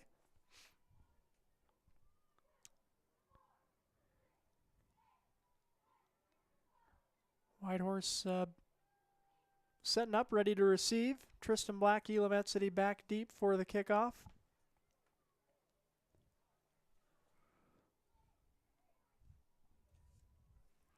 Up front, Rylan Ham, Adam Joe, Aiden Ham on that front line for the Raiders. City and Black deep. Here is the deep kick, and Black will get it this time at the 5-yard line. Tristan Black going up the middle, stutter stepping now outside. Black is going to be run out of bounds at the 30-yard line. He's got to jump over the bench and onto the track. Got a lot of speed going. Glad he didn't biff it there. Yeah, with a running clock and a 43-point differential, man, you start thinking it's the end of the season. This will be the final game for these 6 seniors. And we'll see a lot of these kids on the basketball court and the wrestling mats. And Tristan's an important member of the basketball team.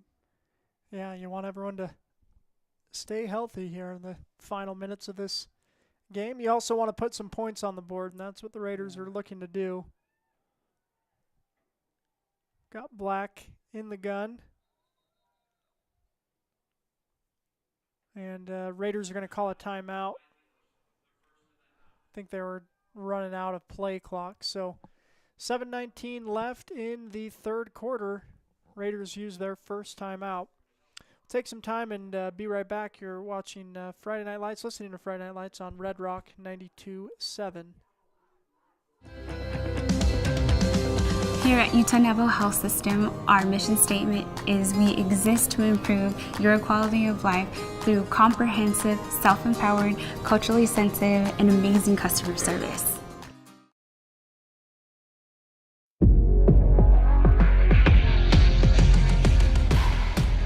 Here at Lyle Northern Electric, we take pride in our highly qualified team, dedicated to serving our community. Whether you need commercial, residential, or solar electrical services, our certified experts are ready to meet your needs. We are proud to support our community, especially our youth and high school athletics. Tristan Black, quick out hitter to Lansing, who's going to come across the field. Gains about 8 yards on that play. Nice catch by Caden Lansing. Nice to see the future of the Raiders as well. Sophomore key contributor.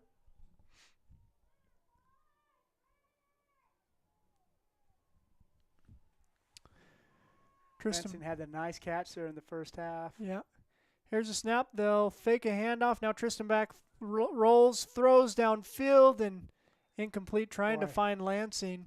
He had some grass in front of him, too. I thought about running.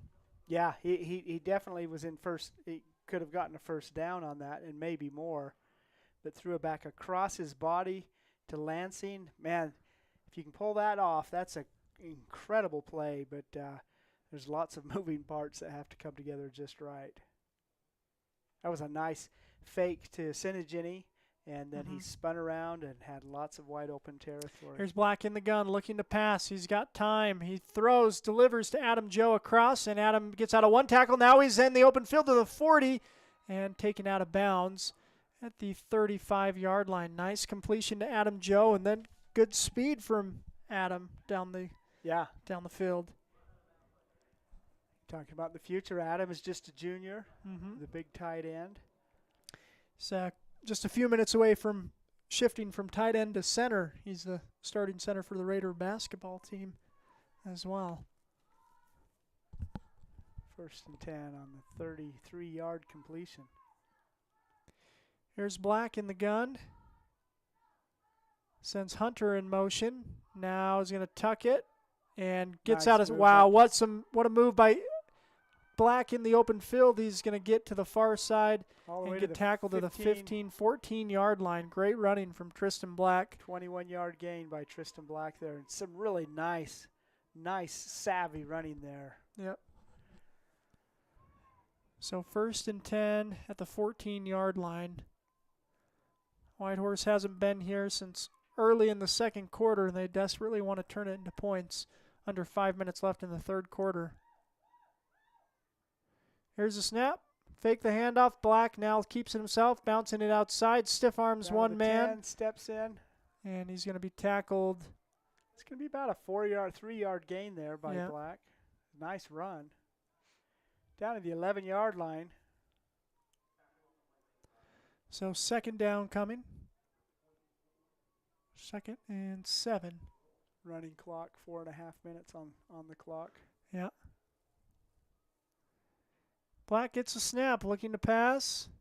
Time, now throws. Adam Joe, again, through 2 defenders were right there. Adam had to reach out and grab it. He did take it away and gets the 1st down. It's 1st and goal at the 4-yard line now. And Whitehorse looking to get on the board. And 4 minutes left in the quarter, running clock scenario. They trail 43-0. Black in the gun. He's got Lansing, the receiver, on this near side. He's got both of his running backs in front of him in a wishbone type formation. They'll hand it off, and into the end zone goes Lance Sinigeny, the senior. Gets the first points on the board for the Raiders. Nice sustained drive there. Covered 68 yards in 5 plays. Good ball movement, good passing. Completed 2 passes and 3 runs, culminating a 3-yard touchdown by Sinigeny. Here's the 2-point conversion. Black will hand again, and Sinigeny once again in for 2 more. Lance Sinigeny with the 6 and the 2. Raiders on the board. 43-8 is the score. 3:15 remaining in the third quarter. And again, nice work from the Raiders. Again, they're doing it against a mix of starters and underclassmen now, but they're getting it done. They're playing with confidence, and they're moving the ball well. Tristan Black looked really good in that entire possession, completing the 2 passes to Adam Joe. Nice catches there. Sinigeny is a force. And Black had 2 runs of his own there. So, again, they covered 68 yards in 5 plays, all the way into the end zone. 3:15 on the clock, remaining in the third quarter. Again, the score 43-8. Lance Sinigeny getting the touchdown and the 2-point extra point.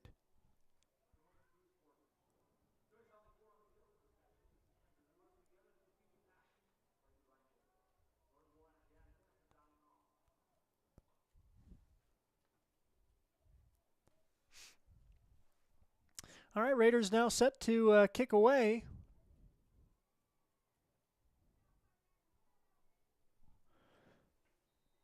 Julian Little. No, excuse me, that's Lansing. Little is inside, but Lansing will kick it away. And Rich is just now going to pick it up at the 20-yard line.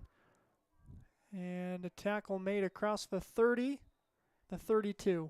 Braden Stokes on the carry on the return for the Rebels. Give Rich the ball, 1st and 10, their own 32-yard line. Running clock situation, 43-8 is our score. Rich leads Whitehorse in our state semifinal in beautiful Cedar City, Utah. Yeah, it's been a great season for the Raiders and a beautiful day to end it on. Of course, you wish you could play one more week, but you got to feel great about a great season for Whitehorse. Here's his direct snap to the quarterback, who's now number 8, going to run it himself. Making a tackle from behind is Nateo Sam. Valencornia, sophomore quarterback for the Rebels.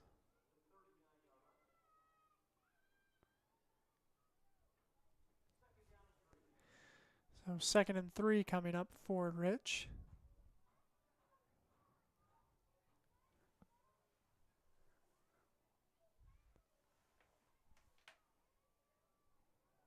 1:40 remaining in the third quarter. Rebels to the line.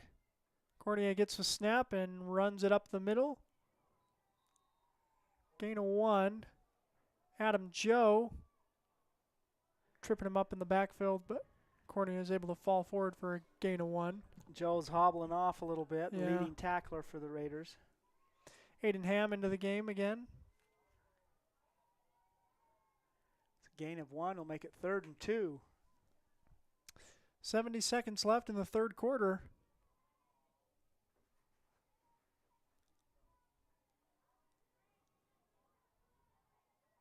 And I'm going to get the Raiders to jump. Hard count. We'll give Rich a first down. That will stop the clock as they sort that out. Again, 56 seconds remaining in the third quarter.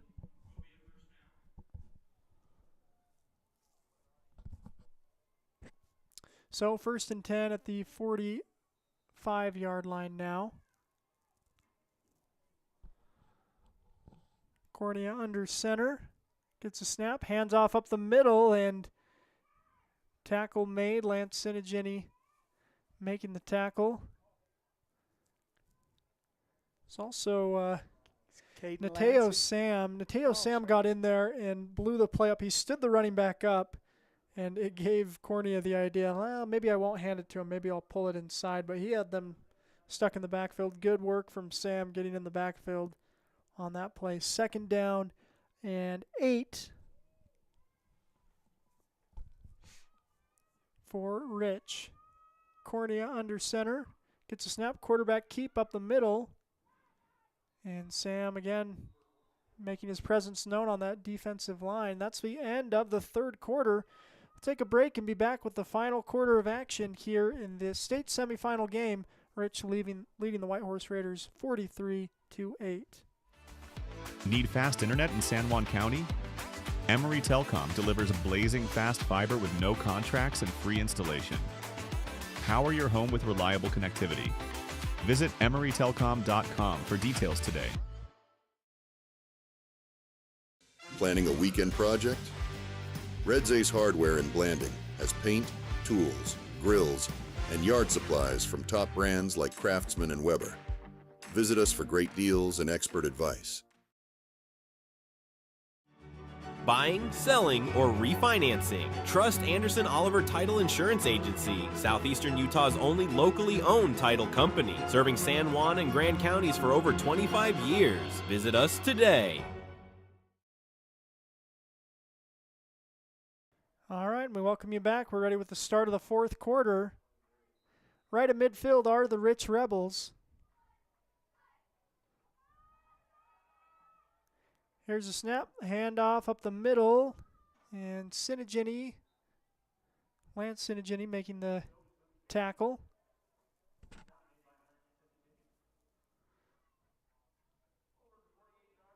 Gain of 1, so 4th down coming up for the Rebels. And they'll bring in their kick unit, punt unit. So, all goes to plan. Whitehorse may get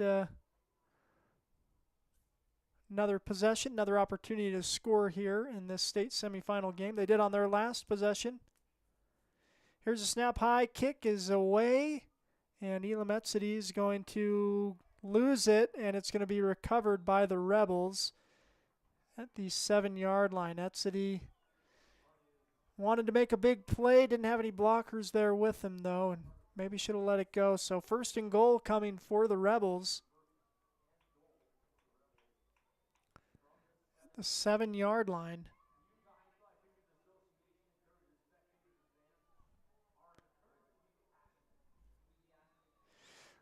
"11 minutes left in the game.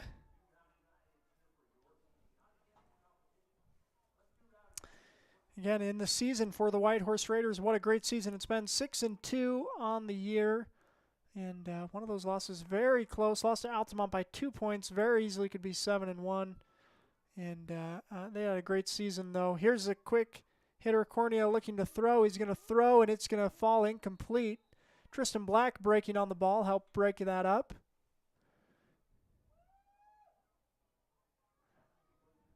So incomplete. Caden Lansing was also running in there as well, trying to break up that pass.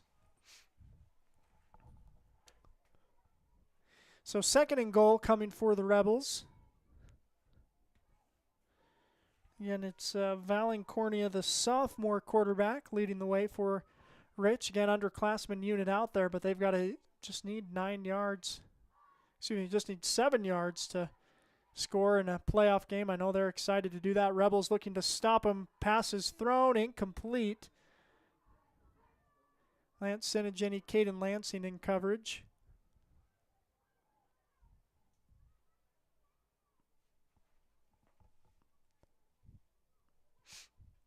So here's 3rd and goal at the 7-yard line.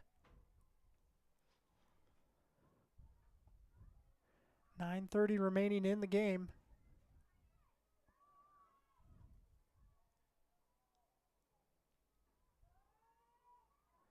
Here's a snap. They'll run an option. Cornea will pitch, and Tristan Black will make the stop, along with Lance Senegeni, Hunter Senegeni helping finish that tackle.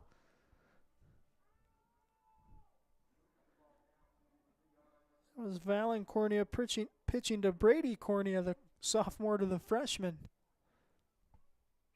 4th and goal coming for Rich. Ball at the 4-yard line. Under 9 minutes remaining in the game.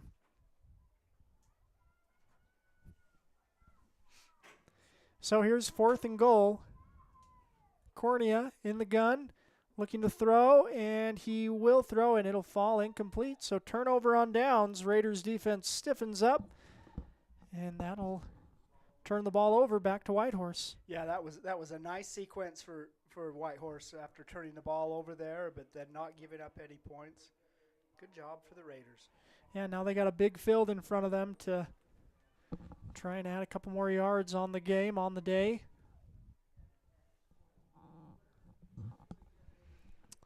.8:30 left in the game.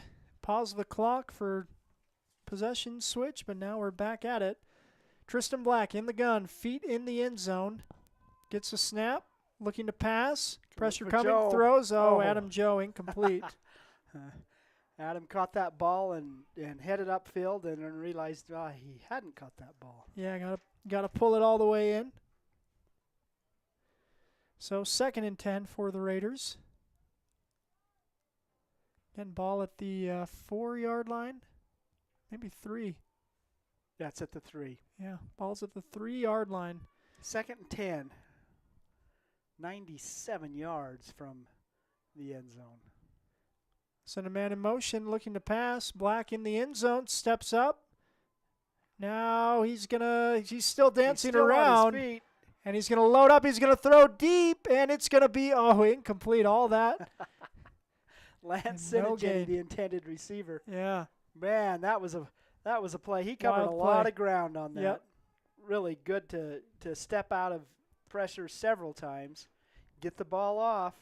Lance was open there for momentarily, but as the ball was in the air, the defense was able to close because the ball was in the air a long time. That was 40 yards in the air. Lance is still on the wrong side of the ball. He's just now getting over.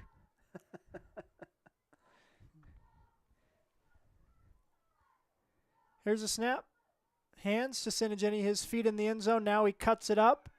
Tackled at the 9-yard line, so literally a gained shoestring 6-yard tackle. gain. He's holding his shoestrings. That was a tackle there by Wyatt O'Mealy, a sophomore. So 4th down coming. And don't know what we're seeing here. He's looking to fix his shoe. Raiders have 2 timeouts. Maybe a good time to use it. I guess they've stopped the clock.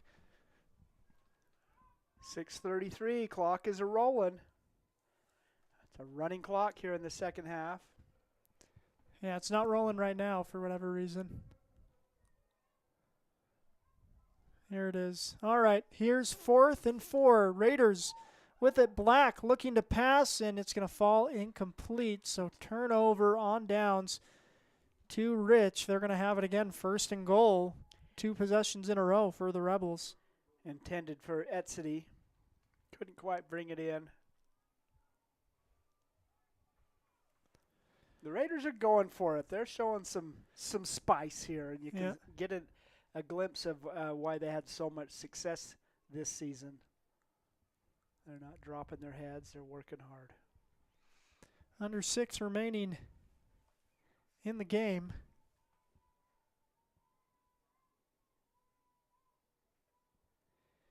Again, it's a sophomore quarterback out there. Looking through the roster, looks like mostly sophomore freshmen as well for the Rebels. Here's first and goal at the 9. They'll run the option, and he's going to make it in for the touchdown. It's number 30. Number 30, Wyatt O'Mealy for the touchdown for the Rebels. That was close to a forward pitch, but I think it went back just enough. Well, it could go forward too as well. They were behind the line of scrimmage, so either way, it's I guess the quarterback maybe wishes it was forward, so he get credited for a touchdown pass. 5:03 on the clock.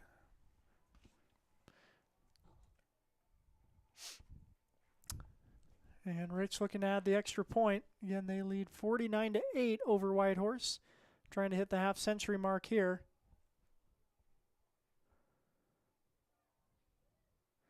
Snap, hold, kick is up. That one's through. 50 points for the Rebels, 8 for the Raiders. In this state semifinal matchup, again, you look at the seeds. You anticipate that the Rebels may win this game, but the Raiders really have shown a lot of heart, and it's been a great season for Whitehorse. Yeah, after that prior possession, which Rich had first and goal, inside the 10-yard line, and the Raiders turned them away. Not to go on this one. Yeah, they score on the first play from scrimmage from 9 yards out and get a touchdown. 50-8. We want to thank some of our sponsors who make these broadcasts possible. They include Crowley Construction, Jones and DeMille Engineering, San Juan Pharmacy, Four Corners Regional Care Center, Dependable Auto Repair, Diamond Designs, Napa Motor Parts, Westcott Motors, and Flights Gymnastics. Thank you for your sponsorship. And they certainly would appreciate your support in their businesses. They have excellent services. You can get just about anything you need if you look hard enough in the Red Rock country. Yeah. And, really appreciate them making these broadcasts possible all year long for this football season. What a season it's been for the Raiders. Looking like it's coming to the close, but not quite yet. Here's Lance Sinigini picking up the ball off the bounce. Hunter Sinigini, he's looking for contact and bowls a man over Hunter at the 27-yard line. Rang Jaden Bell's bell. Jaden had his bell rung, for heaven's sakes. Man alive, that was quite a hit. The Sinigini brothers, again, we pointed out, they're excellent wrestlers, and they don't mind a little contact. They don't mind a little roughing things up, and that was quite a kick return there by Hunter Sinigini, the sophomore. In a prior game, we interviewed the Sinigini brothers, and they said sometimes they can't practice together because they fight each other in practice. They are quite a crew, and they're fun to watch wrestle too, that's for sure. Looks like we're going to call timeout. I'm not sure. Whitehorse is going to call a timeout. 3:35 is on the clock. Score 50-8 in what could be the final possession of this semifinal game. Coaches call the team aside and figure out, okay, this is going to be the sequence that we're going to follow here for the next few minutes. Our next game is set to begin at 4 o'clock. It's a 3A semifinal, of course, that we will not follow, but so there's a full hour until the next kickoff. David is headed down to the field. He hopes to interview some of the Raiders and hope to bring you some live interviews here as we come to a conclusion of this game. 3:35 remaining. 50-8 is the score. Big win for the Rich Rebels, but man, the Raiders have shown a lot of fight throughout this contest, and as the game moves on too. I guess as evidenced by that kick return by Sinigini, who lowered the boom and rung the bell of his of his defender. Black with the snap. He gets the ball to Aiden Ham, who tries to work out to the corner, but he's finally brought down. Some really nice defensive work there by the cornerback for the Rebels. Ham is brought down. No gain on that play, so make it 2nd and 10. 3:04 on the clock. Ham and Sinigini in the backfield with Tristan Black, the quarterback. Black gives it to Sinigini. He's coming around this. No, that's not Sinigini. That's Caden Lansing.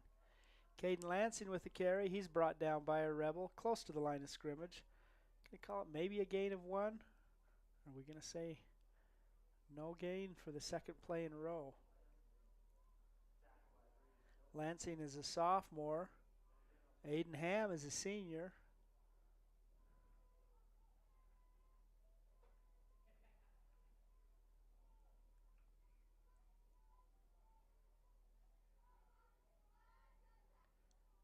Clock is a ticking. Quarterback out. He scrambled. He throws it. That's going to fall incomplete. 2:08 remaining on the clock, and it's a running clock even as an incomplete pass because the 50-8 score, 42-point lead, means a running clock in high school football. Looks like 4th and 10.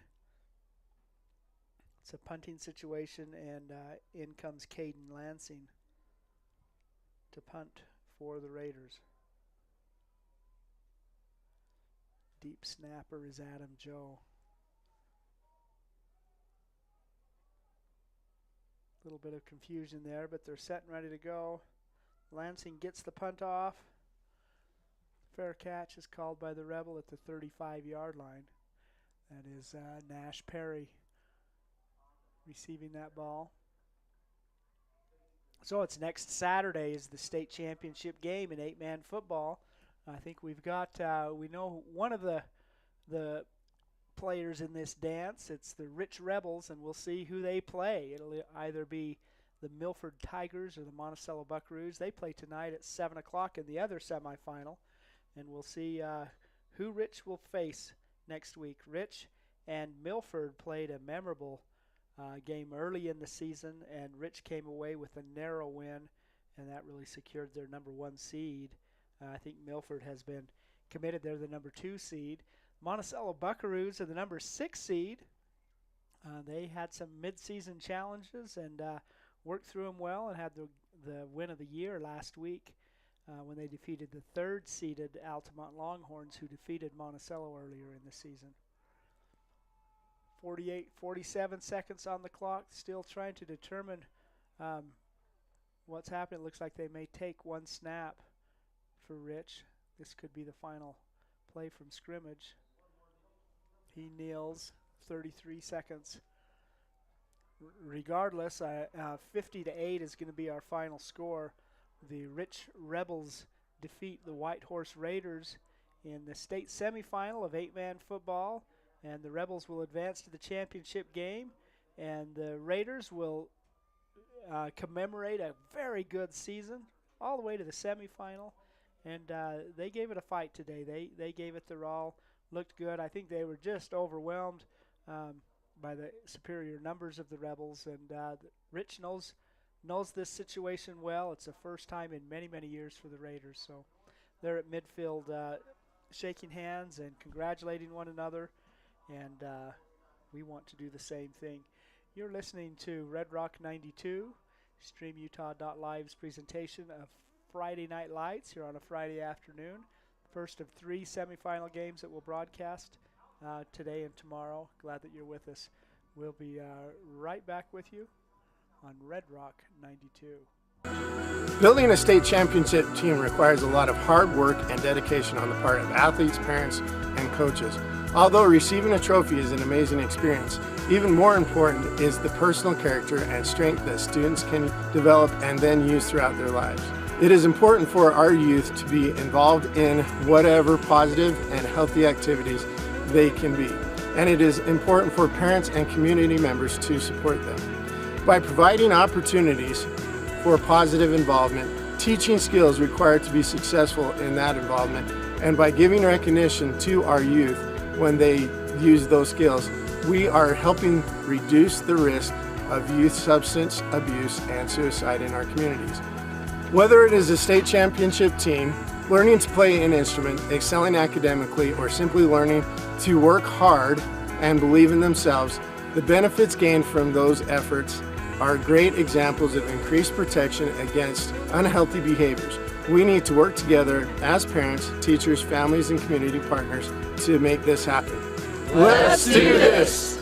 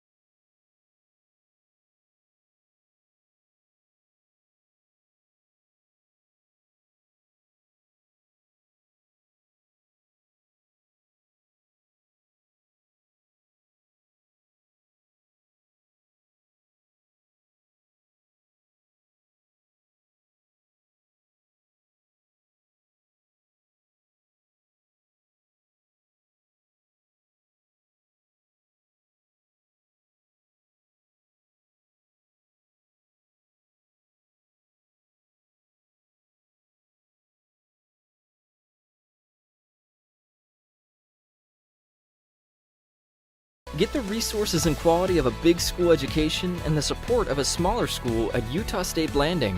Explore over 70 degree and certificate programs to find your perfect fit and experience personalized learning with small class sizes and dedicated faculty while getting the classic college experience. A Utah State education is affordable too, thanks to competitive tuition and tons of scholarship opportunities.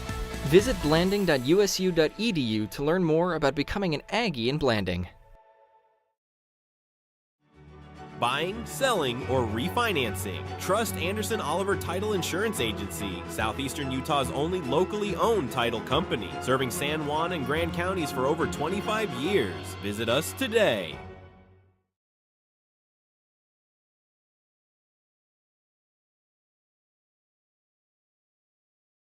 We are members of Unity Club and the San Juan County Youth Coalition.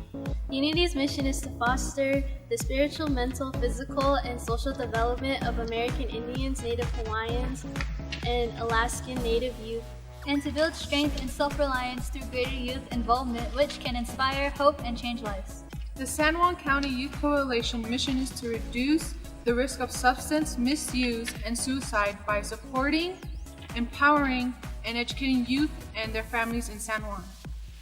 Parents and guardians, you can help your children reduce the risk of underage drinking and other drug misuse by using of the following evidence-based strategies. Teach the risks. At an early age, begin talking to your children about not drinking alcohol or using other illicit drugs. Help your kids choose friends wisely.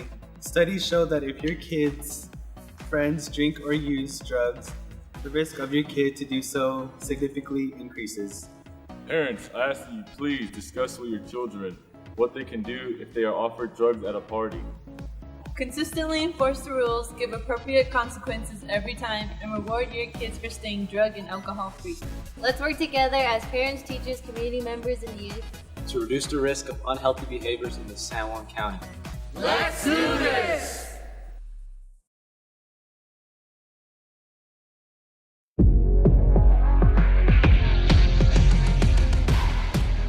Here at Lyle Northern Electric, we take pride in our highly qualified team, dedicated to serving our community. Whether you need commercial, residential, or solar electrical services, our certified experts are ready to meet your needs. We are proud to support our community, especially our youth and high school athletics. Lyle Northern Electric, serving our community since 1957.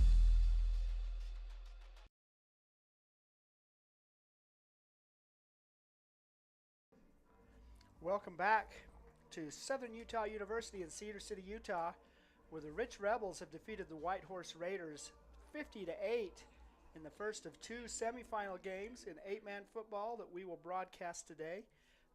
Glad that you've been able to join us, and it was a big win for the Rebels, and they advance into the state championship game next week.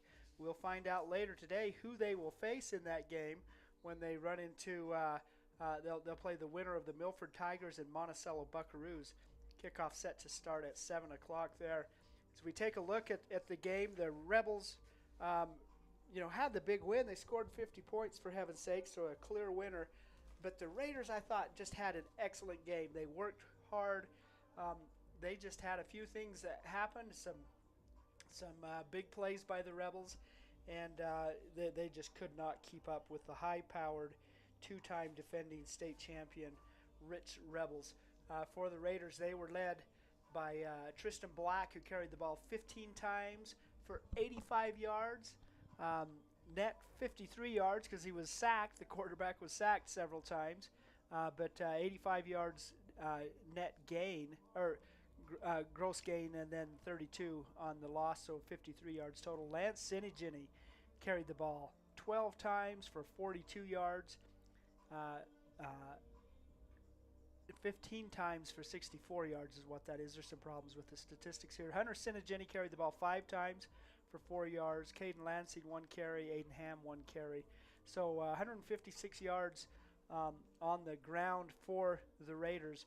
Passing, Tristan Black completed 10 of 19 passes for 100 yards.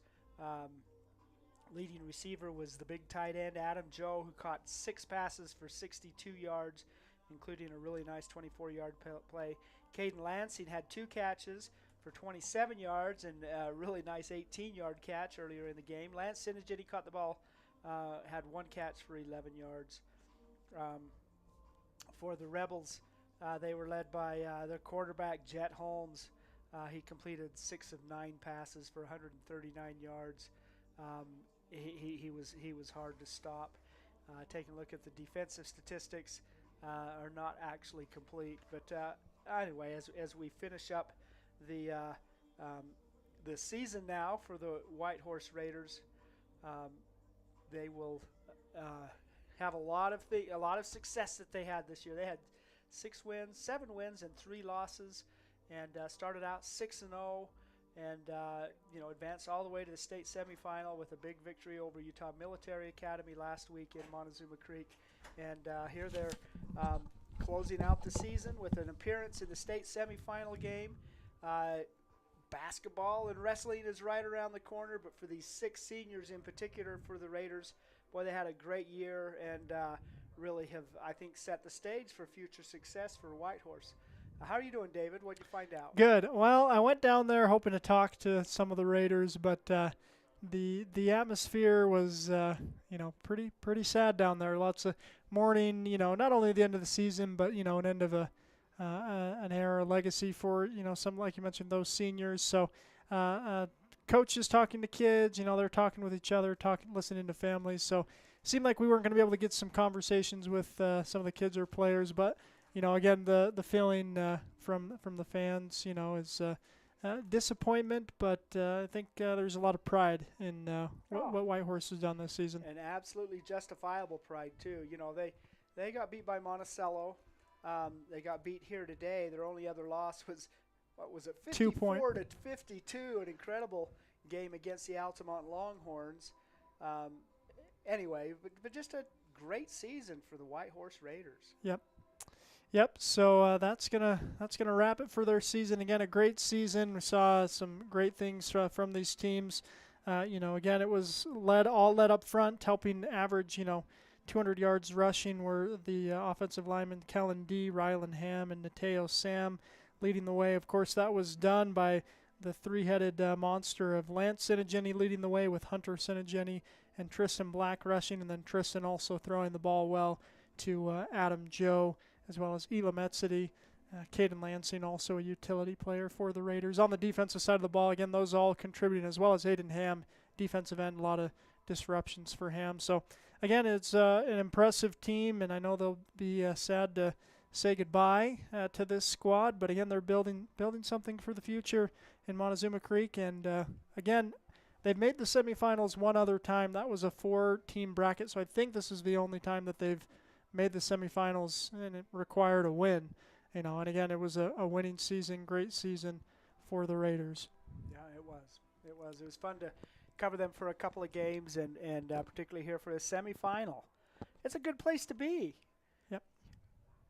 It is. And that's where we'll be. It was 2 more games on 92.7. One more tonight at 7 o'clock is the kickoff. We'll have pregame around 6:30. Monticello taking on Milford. And then tomorrow morning at 10 a.m., San Juan taking on Summit Academy. So we've got some more action for you coming up on 92.7. Any other final thoughts, Bill, before we wrap up? No, it's been a great day of football. There's been 2 games played here. There's 2 more this afternoon and evening, and then 4 games tomorrow. So a lot going on at Southern Utah University. Well, very good. It'll be a lot of fun. Again, we'll close it out. Thank our sponsors one final time. Get you back to classic hits on Red Rock 92.7. Congratulations to the Whitehorse Raiders on a successful 8-player football season coming to a close here in the state semifinals. Friday Night Lights is a production of Red Rock 92 Sports and StreamUtah.live. Tonight's broadcast was brought to you by Anderson Oliver Title Insurance Agency, San Juan Building Supply, Blue Mountain Foods, Bradford Tire, Desert Rivers Credit Union, San Juan School District Adult Education, Diamond Propane, Colleen Kays, Four Corners Homes, Peterson Medical, San Juan Counseling, Creative Floors, Holiday Construction, Lee Collision Repair and Restoration, San Juan Health, Crowley Construction, Monson's Quality Meat Processing, Northern Electric, San Juan Insurance, Dependable Auto Repair, Precision Rehab, Red Mechanical, San Juan School District CTE Programs, Diamond Designs, Blue Mountain Hospital, Energy Fuels, San Juan Public Health, Emory Telecom, Countywide Realty, Red's Ace Hardware, Canyonlands Tire, Empire Electric, Flights Gymnastics, Utah Navajo Health System, Utah State University Blanding, San Juan Pharmacy, Four Corners Regional Care Center, Jones and DeMille Engineering, Napa Motor Parts, San Juan Credit Union, Primary Residential Mortgage, and Westcott Motors. We're the home of live high school sports coverage in southeastern Utah, Classic Hits Radio, Red Rock 92, and StreamUtah.live.